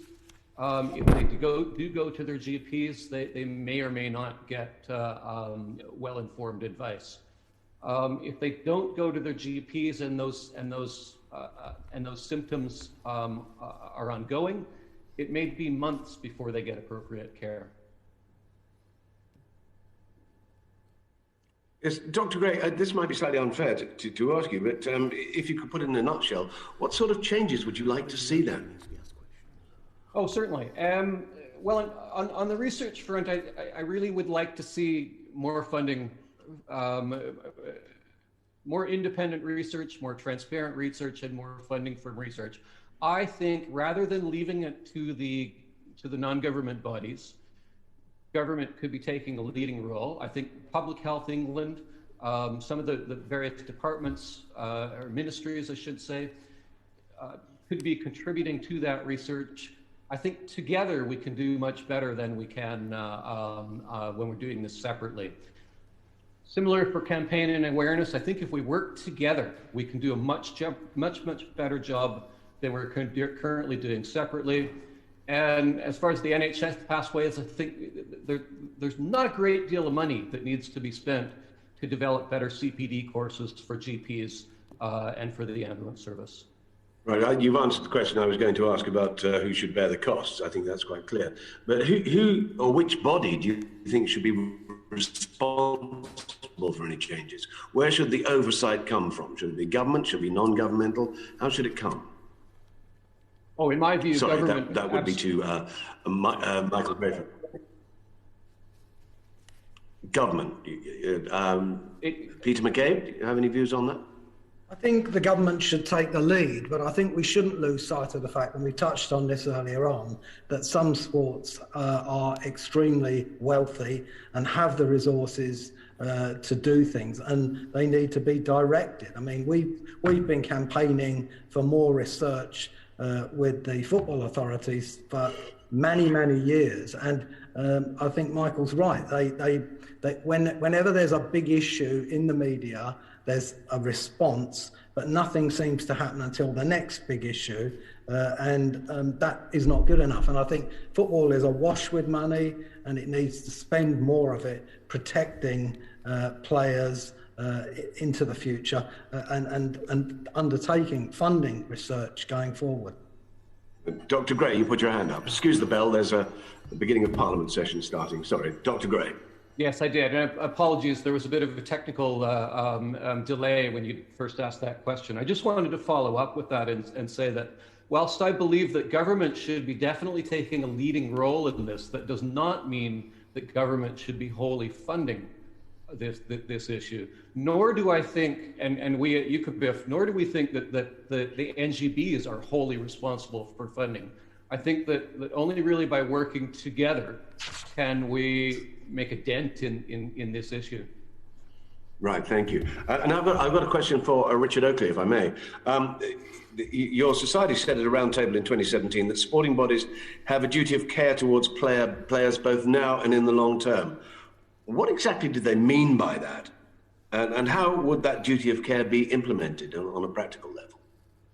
Yeah, thanks so much for the question. And to your last point around, there's definitely a couple of things we can do, and I think the sports body play a massive role in that. And I think just to quickly go through some of those things, I mean, we absolutely need to reduce the risk, and I think information is key to that. And we talked earlier before with Professor Stewart and Ritchie that we aren't sharing the information. We don't all have, there's some gaps and there's some knowledge, but we aren't getting the information out there. And that's why forums like today are so important, to let people know where there is data, where there is risk, so people make informed decisions. And I don't think that is always there. But I think as well as reducing the risk, there's a huge question that came up a little bit in the first session around support for those in mid and later life after these situations. So the Alzheimer's Society run the Dementia Connect support line, which is essentially the best way at the moment that anyone who is worried about their condition, worried about symptoms they're feeling, can go to a 24/7 support line, can get the best advice, and they can be signposted to some of the support and knowledge and information is out there, but it's a bit fragmented, and we kind of bring it in one place. So again, we have launched Sports United Against Dementia, which is this an amazing platform, only launched it really in December, where we brought together the League Managers Association, the FA, the Welsh Rugby, BBC, ITV, all these other players together for the first time together, and we are sharing with them our information. We're putting them in conversations with people like Willie and Craig, and we're putting our information on our helplines and our advice into these professional bodies so they can share that right now with the athletes in their bodies that are concerned and are worried about their mental health and about their risk of dementia and symptoms that are going on. So I think the first thing is we've got everyone together for the first time. I completely echo my colleagues. That is step one. We've started to do that, but then much more needs to happen. So you think the trajectory is very positive then, right now? Well, I mean, today's session is a great sign that things are getting better. We are having the meetings, we're having those discussions. Like I say, the FA, the Premiership Rugby, Premier League, we are coming together for the first time really in a group way to have these discussions. That's a long way from dealing the solutions and rolling out the solutions completely. But the fact that everyone is coming together, the fact that the profile of this issue is being picked up in the media, I think that is a good thing, that it's raising the profile and we are discussing it. So I think it's good, but it's a start. It's certainly not there. That's really good to hear, and you seem very positive about it. I'd like to move on to the basis behind all this, about the science behind the recommendations. Now, the Alzheimer's Society, Richard Oakley, your society, asked for transparency in the science. Now, that begs a question. Is there a lack of transparency in the science? And if there is, why on earth should that be? Well, I mean, I think as Willie and Craig said, that unfortunately, and others, dementia generally, and concussion hasn't, unfortunately, seen the levels of research we would have liked historically. If you compare it to other diseases, dementia is the biggest killer in the UK, and it is a long way behind receiving the kind of levels of support a condition like cancer has had historically. So I think one of the issues is there's a lot of unknowns. Professor Willie run the study. He talked about the field study. One of the only studies we're aware of in professional sports looked at football, but we haven't done the studies in other things. The issue of gender got brought up, youth sports have been brought up, amateur sports have been brought up, and the honest answer is Professor Willie is one of the world's best in this. He has done the one studies so far published in football and professional athletes who played a couple of decades ago. We need so much more research, and the government committed to doubling the spend in dementia when they came into government, and it's calls like that where the Alzheimer's Society is calling for those commitments to be realised. That is so important, and it's because of that underinvestment historically why we're sitting here today without all the answers we'd like to provide you. And I'm sorry, Mr. Oakley, but I just want to bring you back to the question about transparency. You asked about transparency, which would imply there was some deliberate opacity somewhere, and why should that be? Well, I think when we talk about transparency, we're more about being honest about what we do know and what we don't know. Right. I don't think it's anyone saying someone's putting information, false or fake information out there. I think it's just there's a lot of unknowns, and we need to be honest about there are a lot of unknowns, and we're having to make decisions based on the fact we don't have them right now, and we have to be honest about that. Okay, thank you. Any comments from either Dr. Gray or Peter McCabe? On that note, yes, Dr. Gray. Sorry, just to say, when I refer to transparency on the research side, I'm specifically talking about how research is funded and conducted. That's not to say that there's anything, when a non-governmental body funds research, they can fund whatever they want. They aren't required to engage with all of the stakeholders. When a government organization funds research, they are required to do that. So there's much better oversight. When a non-governmental body's funded study runs, it may or may not be published. And that's Thank you very much. Research. That's cleared it up. Thank you. Back to you, Chair. Thank you, Giles. Just one thing for the witnesses. We are relatively short of time, so if you could keep your answers as concise as possible, that would be really helpful. Thank you. Steve Brine. Thanks. Just a short one from me. Just trying to understand, gentlemen, what is your perception of the science, having listened to the first panel that we heard this morning? Maybe Peter, nice to see you again. What do you think the key evidence is for making changes to the major sports here, and what is missing from that evidence chain?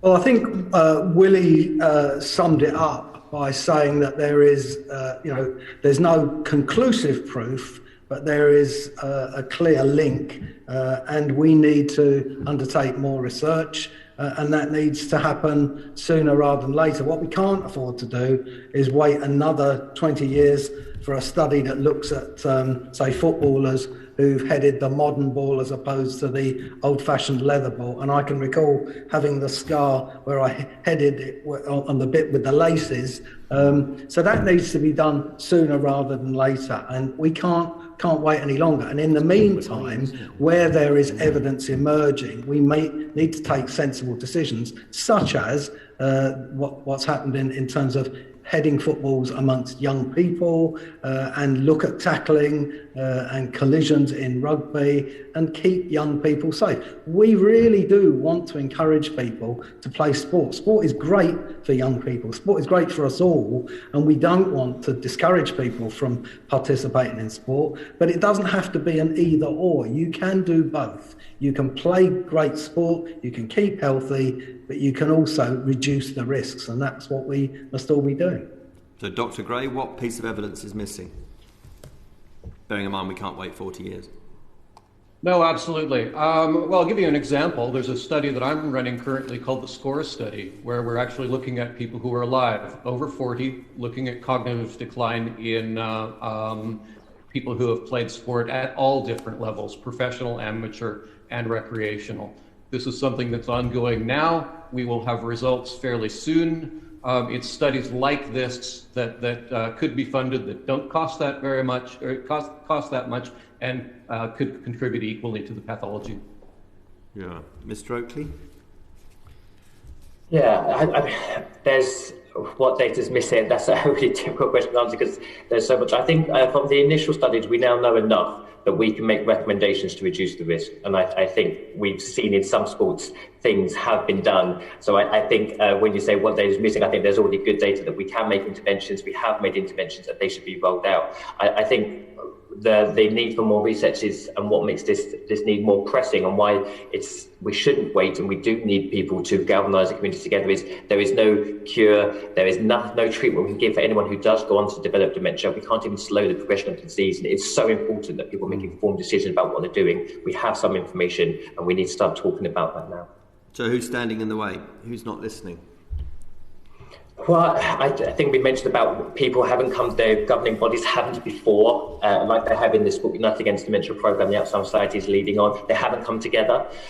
We are bringing them together. We are making sure that when people do want to spend money, what we don't want is people to spend money in different ways. I think Willie and Ritchie mentioned about everyone can fund their own bit of research that maybe isn't to the right standards that we'd all like to see. And I think one of the things we're trying to do is for United Against Dementia is bring those bodies together. So if and when they do spend money, one of the things we're trying to help them do is to show where that money can be spent best, and that's why we're working with Professor Stewart and Professor Ritchie to do that, to ensure the money is spent in the right way. But we haven't had those forums to have those discussions, and not everyone has always been listening in that way, but we have the Sports Against Dementia and we have this committee, which is a great start.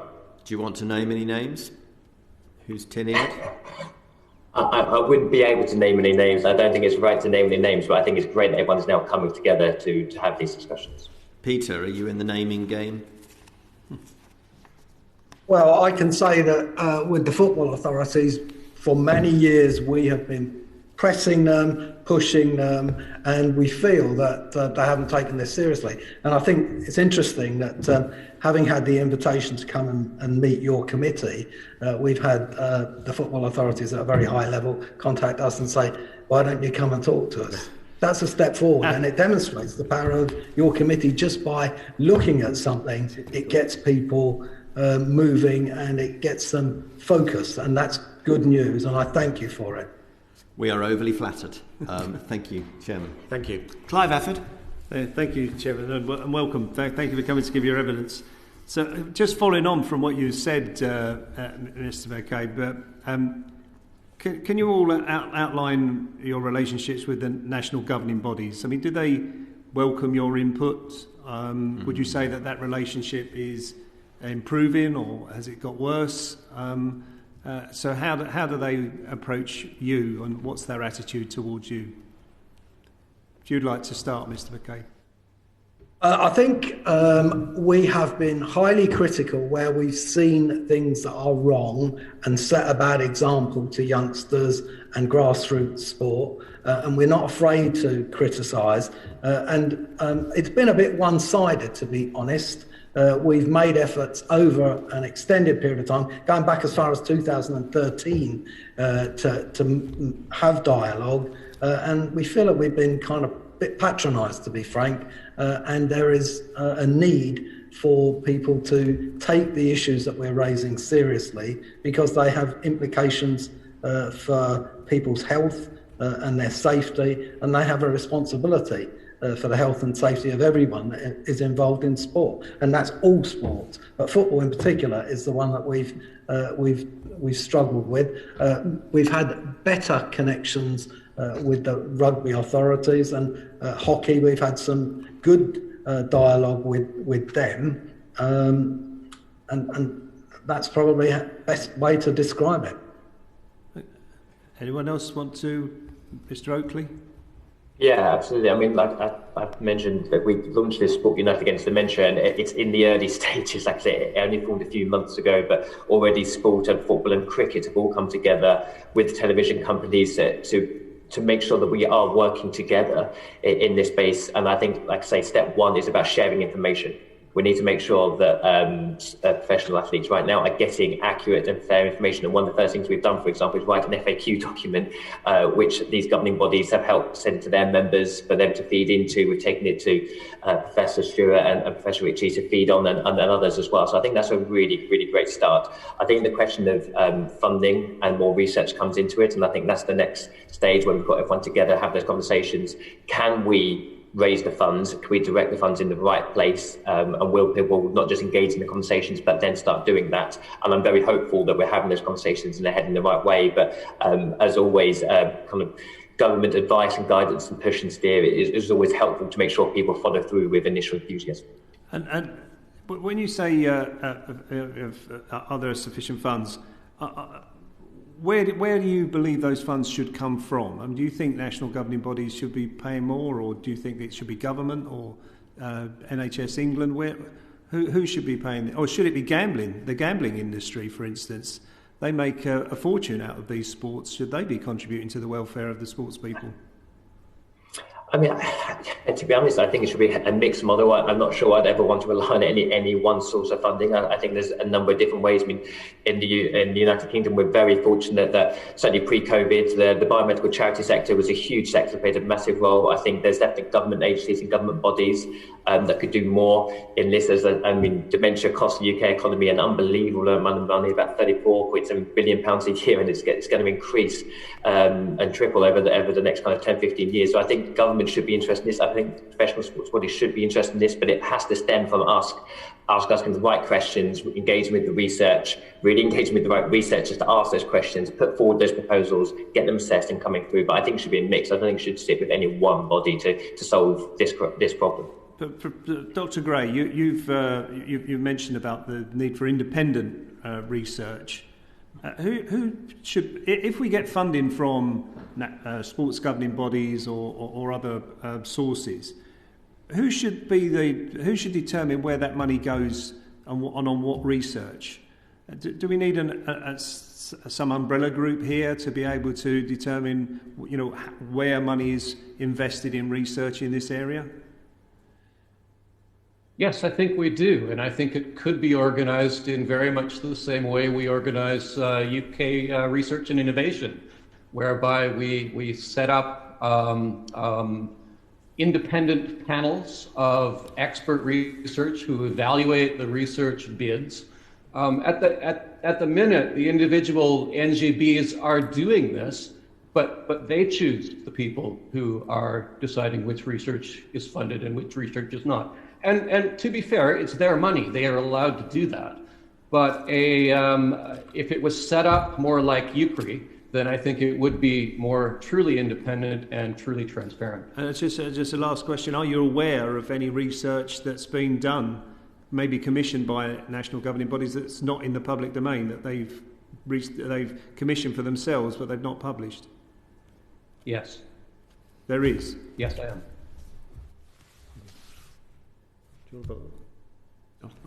Okay, Alex Davies-Jones. Thank you, Chair. Dr. Gray, you mentioned a lot about now is the time for government to be leading the way on this. And I think I sense the frustration in your voice that this has taken such a long time to come here. And I think I'm sure my good friend Chris Bryant, the MP for the Rhondda, wouldn't mind me saying that he shares your frustration. He's been a long time vociferous campaigner on this issue. What is the most difficult thing in getting this taken up by government, in your opinion? I think the big issue is the notion that the NGBs will police themselves and that the NGBs will do the right thing and provide the necessary funding. In my view, they've been given that opportunity. I think they haven't met the task, and as I've been saying, I think that there needs to be more oversight from someone else. And in this case, I think it does have to be government. Yeah. Okay. And I'm not sure if you heard our earlier session, but one of the issues that I'm struggling with as the chair of the All-Party Group for Wrestling is that they don't have an NGO or a regulatory board. So, and I think, Mr. Oakley, you mentioned there that when you were compiling your recent report, all the governing bodies of the industries and sports fed into that report. So what are the challenges and difficulties that you've got from those who are hidden sports where you haven't got anybody coordinating the approach and the information? Yeah, I think as Professor Stewart said, that is an absolute challenge, and there's no way, because our first instance has been to work with those bodies in order to reach into the sport, to get the information out as a feed into that and feed into the research. So I think that's something that absolutely needs to be a focus of how we can reach out to those groups. Yeah. And then finally from me, Head for Change are a new-based South Wales charity. They're doing some fantastic work with sporting heroes who have suffered from sports-related brain injuries. How do you think organisations like those can best support government in getting this issue the attention and funding that it deserves? Dr. Gray, if I come to you. Oh, I'm sorry, I didn't catch your last point. It's how can we best use these sort of groups, charities and organisations in terms of getting the issue the attention and funding that it deserves, and how can they work with the government in terms of approaching this issue? Yeah, I think government needs to provide the leadership, really. And there are a lot of people who are willing to work on this issue. There are some fantastic new charities, even within the last year. Head for Change as a really good example of something. Within the last 3 months, they've done some amazing things. A bike-a-thon this weekend, for example, to raise awareness. There are a lot of people that are willing to come forward and help, but we need some help getting organized. We need a government body that's going to come together and say, "Hey, we will lead this." And if the American phrase, "If you build it, they will come." Yeah. Absolutely. Yeah. Oh, yeah. Mr. Oakley, did you want to come in there? Yeah, absolutely. I think it's really important that we don't just, right now this is a real focus and people are talking about it, and it's really great to see. And I think we need the new bodies to come up. I think Alzheimer's Society and many other charities have been dramatically affected in our income during the course of the pandemic. And we now have this opportunity to really talk about this and make sure it stays up the agenda. And studies we have been funding from Professor Ritchie around Prevent has recruited 700 people to look into what is causing people later in life to develop these conditions. These are at risk right now, and we need everyone to be talking about it, raising this issue to make sure government does pick up, so these new organisations can really support us in keeping the profile of this really important issue high on the agenda of government. Yeah, thank you all. Thank you. No more questions from me, Chair. Gray, you mentioned to my colleague Clive Efford just a moment ago about how there was research that was unpublished. Why does this research remain unpublished? Do you have any indication? Well, sometimes it doesn't work out. Not all research is well designed, and sometimes I know that you're speaking to Dawn Astill tomorrow, and I would encourage you to ask her about that. She will tell you about research that was promised that wasn't delivered. Sometimes it's just simply a matter that it doesn't work out. But if I do a research, if I'm funded by the MRC, for example, to do a research project, I have to produce a report at the end of that. I can't just ignore it. I have to tell people what came as a result of it. If an NGB funds a study, there's no requirement for this. Yes. Do you believe that they're sitting on studies right now? I don't know if I know that there is data that is unpublished. I wouldn't quite go so far as to suggest that it has been swept under the carpet. I just know that there's data that's not been published. With respect, though, what are you suggesting? I'm sorry. With respect, you say the implication is you left it hanging here that this research is unpublished. Well, there's got to be a reason for that. You said that there may not be that robust, potentially. And then you've said that basically NGOs do not have a requirement to publish their research that they have made into this particular matter. So if it's not being swept under the carpet, what is happening? What are the NGOs doing, in your opinion? Where are we with this? Well, as I say, they're not required to. They don't. A person who is funded by an NGB is not required to produce a report at the end of that would reside in the public domain, and that's why it would be different with something that's led by Ukraine. Do you know of any reports that have been funded by an NGB that are not in the public domain in recent years? I don't know of any reports specifically because I don't know that they've been written. I do know of funding that has been provided to research where a report has not been produced in the public domain. Okay. Would you, by any chance, pass on to this committee in private, please, the instances that you're discussing? Because we'd be really interested to follow that up in further questioning of other witnesses. Thank you very much. Julie Elliott. Thank you, Chair. Good morning. It still is morning, everyone. I'm interested in what we can do adopting best practice that's happening in other places. I'd be interested in all of your take on what we heard in the first session about the protocols Scotland have adopted in terms of care and initial treatment. But also, if you've got any ideas or any examples of other countries that are doing things well that we could adopt. If I go to Richard, then Dr. Gray, then Peter. Richard. Yeah, thanks so much. I think, Professor Stewart is definitely one of the leaders in this, and when he says that there's been good changes in rugby, and some of the changes there were really based on evidence and science, and he was really happy to see those, and he hasn't seen those in other places. I think we have to actually take that on his authority that we're not doing everything we can do, even in this own country, to take advantage of what we do know. And I think that kind of approach that Scotland have taken, where it is a universal kind of a statement or universal set of rules, is a very good example to set. And I'm not sure why that wouldn't be rolled out in other places, to be honest with you. So I can't answer that one. I think in other countries, I think the only country that I'm aware of, and again it was mentioned in the first session, is in America, where again they do seem to have taken it more seriously, slightly more quickly than we have done in certain sports. But to be honest with you, it's not in my expertise to talk about which exact sports in different countries doing that. Maybe I'll refer to my colleagues. And do you think that the government need to get a hold of this and actually take some action on what we know now? We might not have the finite information, but there's clearly a trend in this information from what we've heard this morning.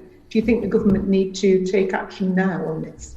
Yeah, absolutely. And I think we've talked about the kind of two things. I think one is that we need leadership. We need the government to come in and set some expectations and bring people together and set a framework within which we can all work. We're trying to do that, and we're making some progress, but certainly I think that would help. But I think the other thing is in the funding. Like I say, the government did commit to this doubling of dementia spend, which would put a lot of money into us understanding some of these things and not just do recommendations now, but go further, make more accurate recommendations, better recommendations. And we could go from, when you asked me the question, who's leading, I could quite honestly say if we're investing that type of money over the next, I think it's 10 years, but we are now beginning to lead this and we are leading that. So I think those are the two areas that I'd really like to see. Thanks, Richard. Dr. Gray. Yes. Sorry, I just got a text and looked at it, lost my train of thought. I apologize. I think there are some really good. The Scottish example is really good. There are other examples, for example, in Canada and in Australia, where governments have come in and produced very good awareness campaigns, very good policies across other sports. But I agree with Professor Stewart that Scotland was really leading the way in that. I don't think we can look to the United States because the way their government works, everything is really devolved to the state level. There are some states, I think, where they have good policies, but by and large, it's not really. There isn't really the same government oversight for what we're calling for. Thank you, Peter. Well, we some years ago produced concussion guidelines for hospitals because we were finding that lots of people, and I think it was touched on earlier, were attending A&Es and not given the kind of advice, basic, simple advice that they should have been given. And we did a survey and identified that a significant number of hospitals were not meeting the NICE guidelines. And we did name and shame and that produced a significant number of changes. And Headway was very proud of the fact, because if people don't get those discharge guidance, then it can lead to death, it can lead to disability, and it's really important that we provide it, and it's such an easy, simple thing to do, and it's so very important. And we don't need to keep reinventing the wheel. We should be looking at what's available up in Scotland, and sports should be, where they have protocols for concussion, that the well-funded sports should be prepared to share them with wrestling and some of the other bodies that we've heard about today, because it doesn't cost anything to share your knowledge and experience, and everyone should be doing that. Thank you. And Peter, we've heard a lot about football and rugby, particularly this morning, but are there any other sports that particularly concern you? And are there any sports that you think need to take immediate action to change their rules at the moment? Well, I think the elephant in the room is the one that Willie mentioned when he first started talking about the research, and that is boxing. Mr. Nicholson mentioned earlier on how he winces when he sees two grown men throwing punches. And, we shouldn't forget that the ultimate objective in boxing is to render your opponent senseless by repeated blows to the head. If you saw two men behaving like that in the street, you'd call the police and they'd be arrested. The British Medical Association and medical associations right around the world have been calling for boxing to be banned for many years. I was surprised, actually, when people were asked about this earlier on, that they kind of didn't really want to respond and take this issue on. We have no hesitation in saying that boxing causes death, it causes lifelong disability, and there isn't any safe way to box. So there's no way of changing rules. If you punch somebody in the head, you shouldn't be surprised if they suffer the sort of consequences that we've seen year after year after year. And we spent so much time today talking about sports where the objective is to get the ball in the back of the net or over the try line. But let's not forget ever that boxing and some of the sort of cage fighting and those things where people kick each other in the head is a brutal sport that causes neurological damage. So are you saying that those sports just should be banned? I would, if you put me in charge tomorrow, that would be one of the first steps I would take. Yes, because I've seen the effects. Headway has helped many people who have sustained injuries in a boxing ring, and they are left disabled for life. And there's a huge cost to society. Thank you. Dr. Gray, do you think there needs to be different standards for men's sport, women's sport, or children's sport? Not necessarily between men and women, but definitely between adult and children in the way that concussion is managed. I think for children, as was discussed in the earlier session, we would need to be taking even more precaution than we are now, and certainly more precaution than we do for adults. Thank you. And finally, Richard, would you like to add comment to if there's rules that need to be changed now in any particular sport, or as Peter has said, are there sports you think that just too dangerous? Would you like to comment? Yeah, I think for me, the key thing is information. I think people need to be able to make informed decisions, whether it's be for them or on behalf of their children. They need to have the facts and the evidence to hand so they can make the individual decision. Because as we've talked about earlier before, sport is a good thing for us. Keeping a healthy weight, keeping physically active, they are good things for us. They help reduce our risk of many different diseases. So I think it's just about making sure that we are ensuring people have the data and the evidence, the scientific facts to hand, which they do not have at the moment, unfortunately. And we need to make sure that is in place. If we just don't have that yet. Thank you. Thank you all. Thank you. Thank you, Julie. Mr. McCabe, you just mentioned that you want cage fighting and this sort of to be banned. What did you think when you heard that the BBC had effectively signed a deal for this type of sport? Well, I was absolutely appalled, and I actually think that the BBC is guilty of promoting sports that are dangerous on a scale that I'm just appalled by. There have been occasions where I've wondered whether it's the British Broadcasting Corporation or the British Boxing Corporation, because there does seem to be an excessive amount of coverage of such sports, and cage fighting it blows my mind.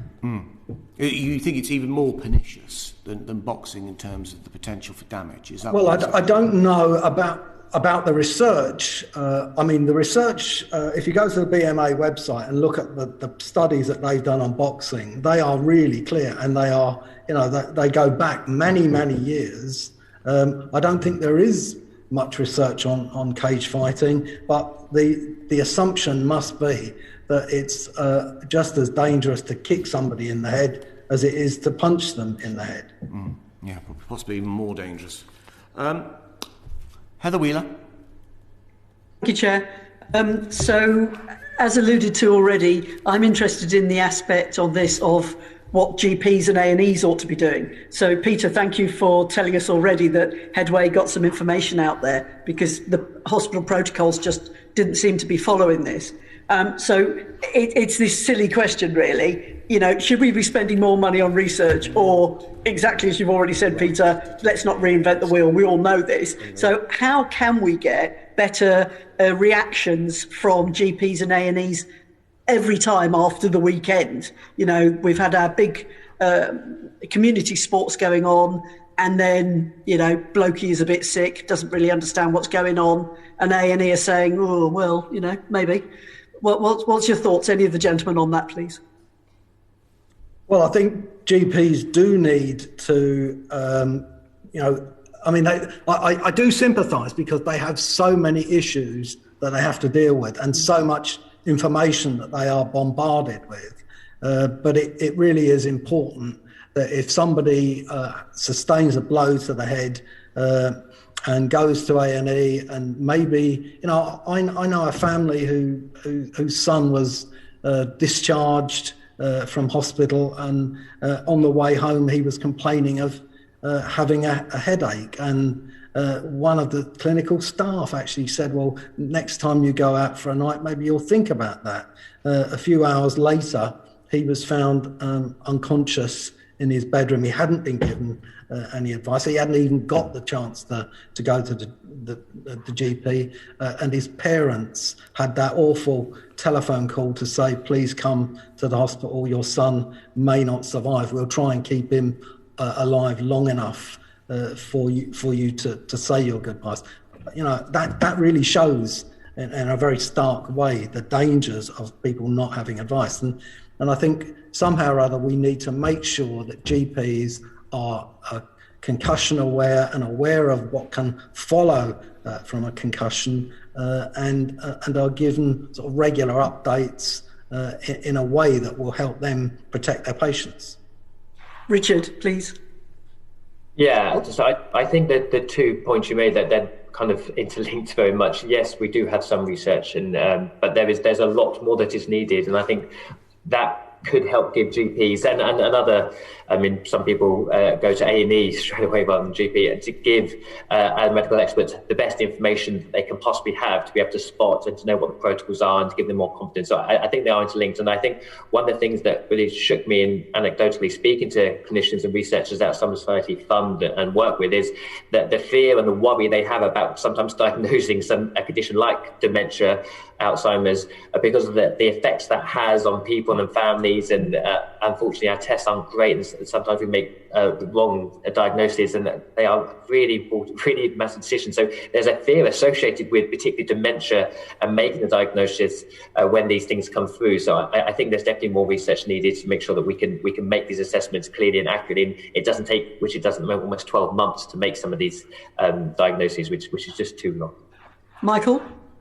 In the east of England, we have a thing called the Concussion Action Program, and we've actually just recently looked at this issue and produced a report. With respect to the NHS, one of the things that we've found is that there's a really large variation in both the content and the quality of discharge information that people are given if they attend A&E with a mild traumatic brain injury. That information is typically these red flag issues, but there's nothing given typically on return to play, return to learn, or return to work issues. Despite the fact that we know what people need to be doing. We also know that there's significant gaps in concussion awareness with GPs. It's not really, it's considered a mild injury, a minor injury, so it's not really something that's taught in any great detail in medical schools around the country. There are no, as far as I'm aware, there are no CPD courses. So we think we should be having CPD courses. We think that GPs should be doing this type of CPD work, which would focus on return to play, return to learn, and return to work. The other thing that we found is that if one is concussed in a school, the schools do not provide standardized written information to students or parents about what they should be doing next. And surprisingly, physical education teachers are not required to have any first aid training at all. And almost none of them, in the ones that we surveyed, almost none of them had any concussion awareness training. That's really interesting, gentlemen. Just an observation. I've been thoroughly enjoying today's evidence giving. Are no women involved in this at all? It's only blokes, is it? Well, I think the majority of our staff are female. Just not the bosses? Well, I think before we had to make redundancies and furlough staff when we lost 40% of our income, I'm proud to say that 50% of our management team were female. Thank you very much. Chair, back to you. Yeah, thank you. Kevin Brennan. Thank you, Chair. I think on that last point, I think Michael and Richard wanted to say something very briefly. Do you want to just do that, Michael, first?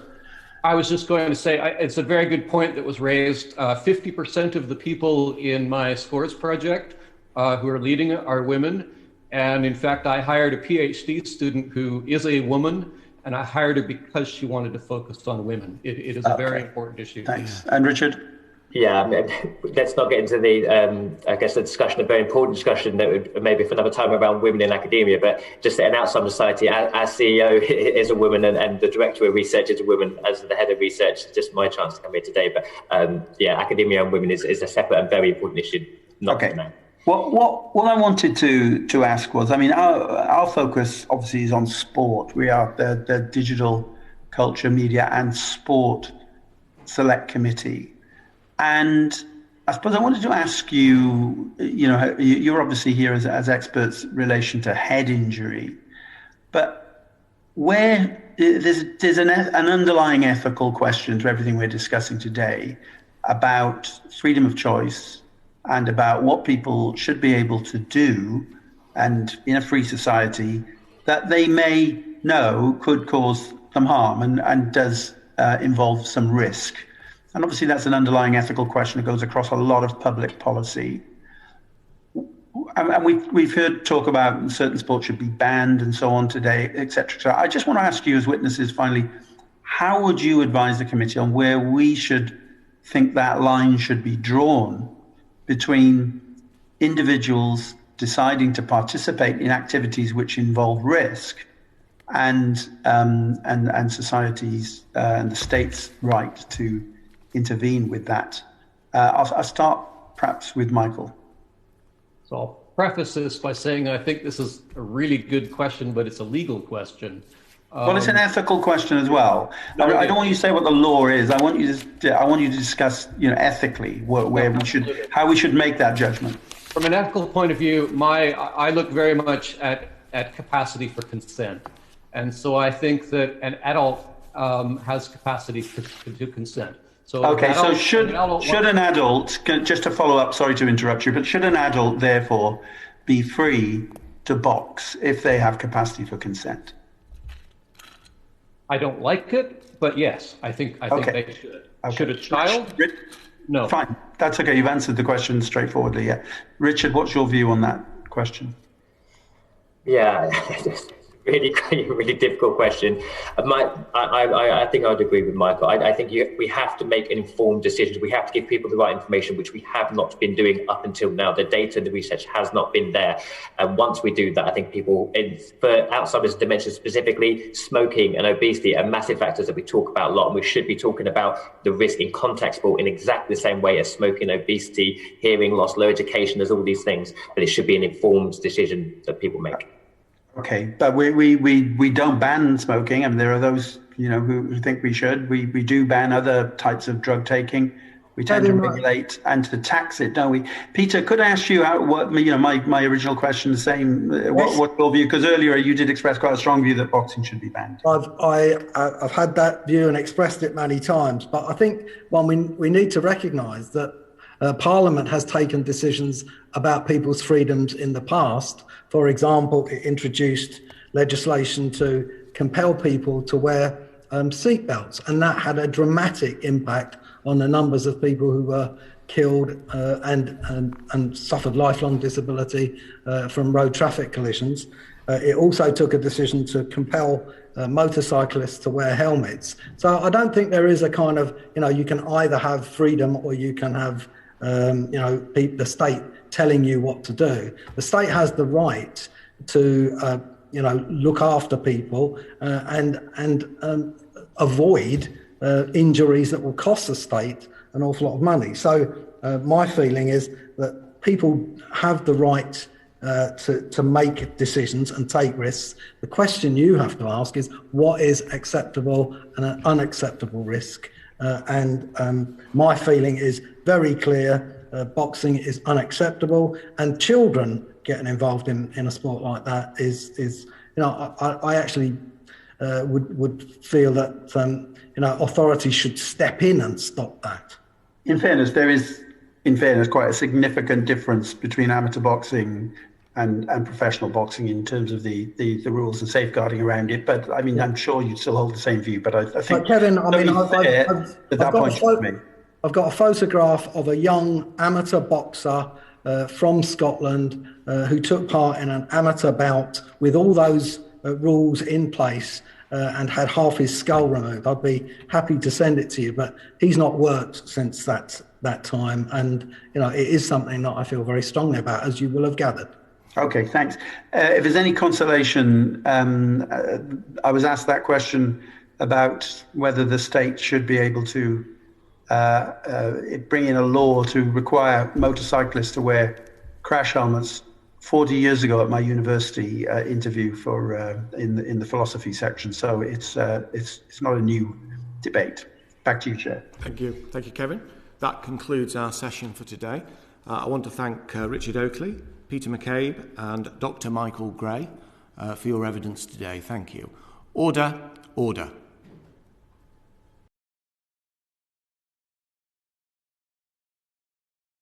The proceeding has ended.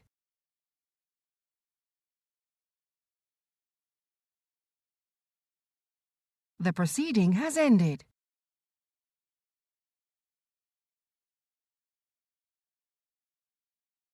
The proceeding has ended.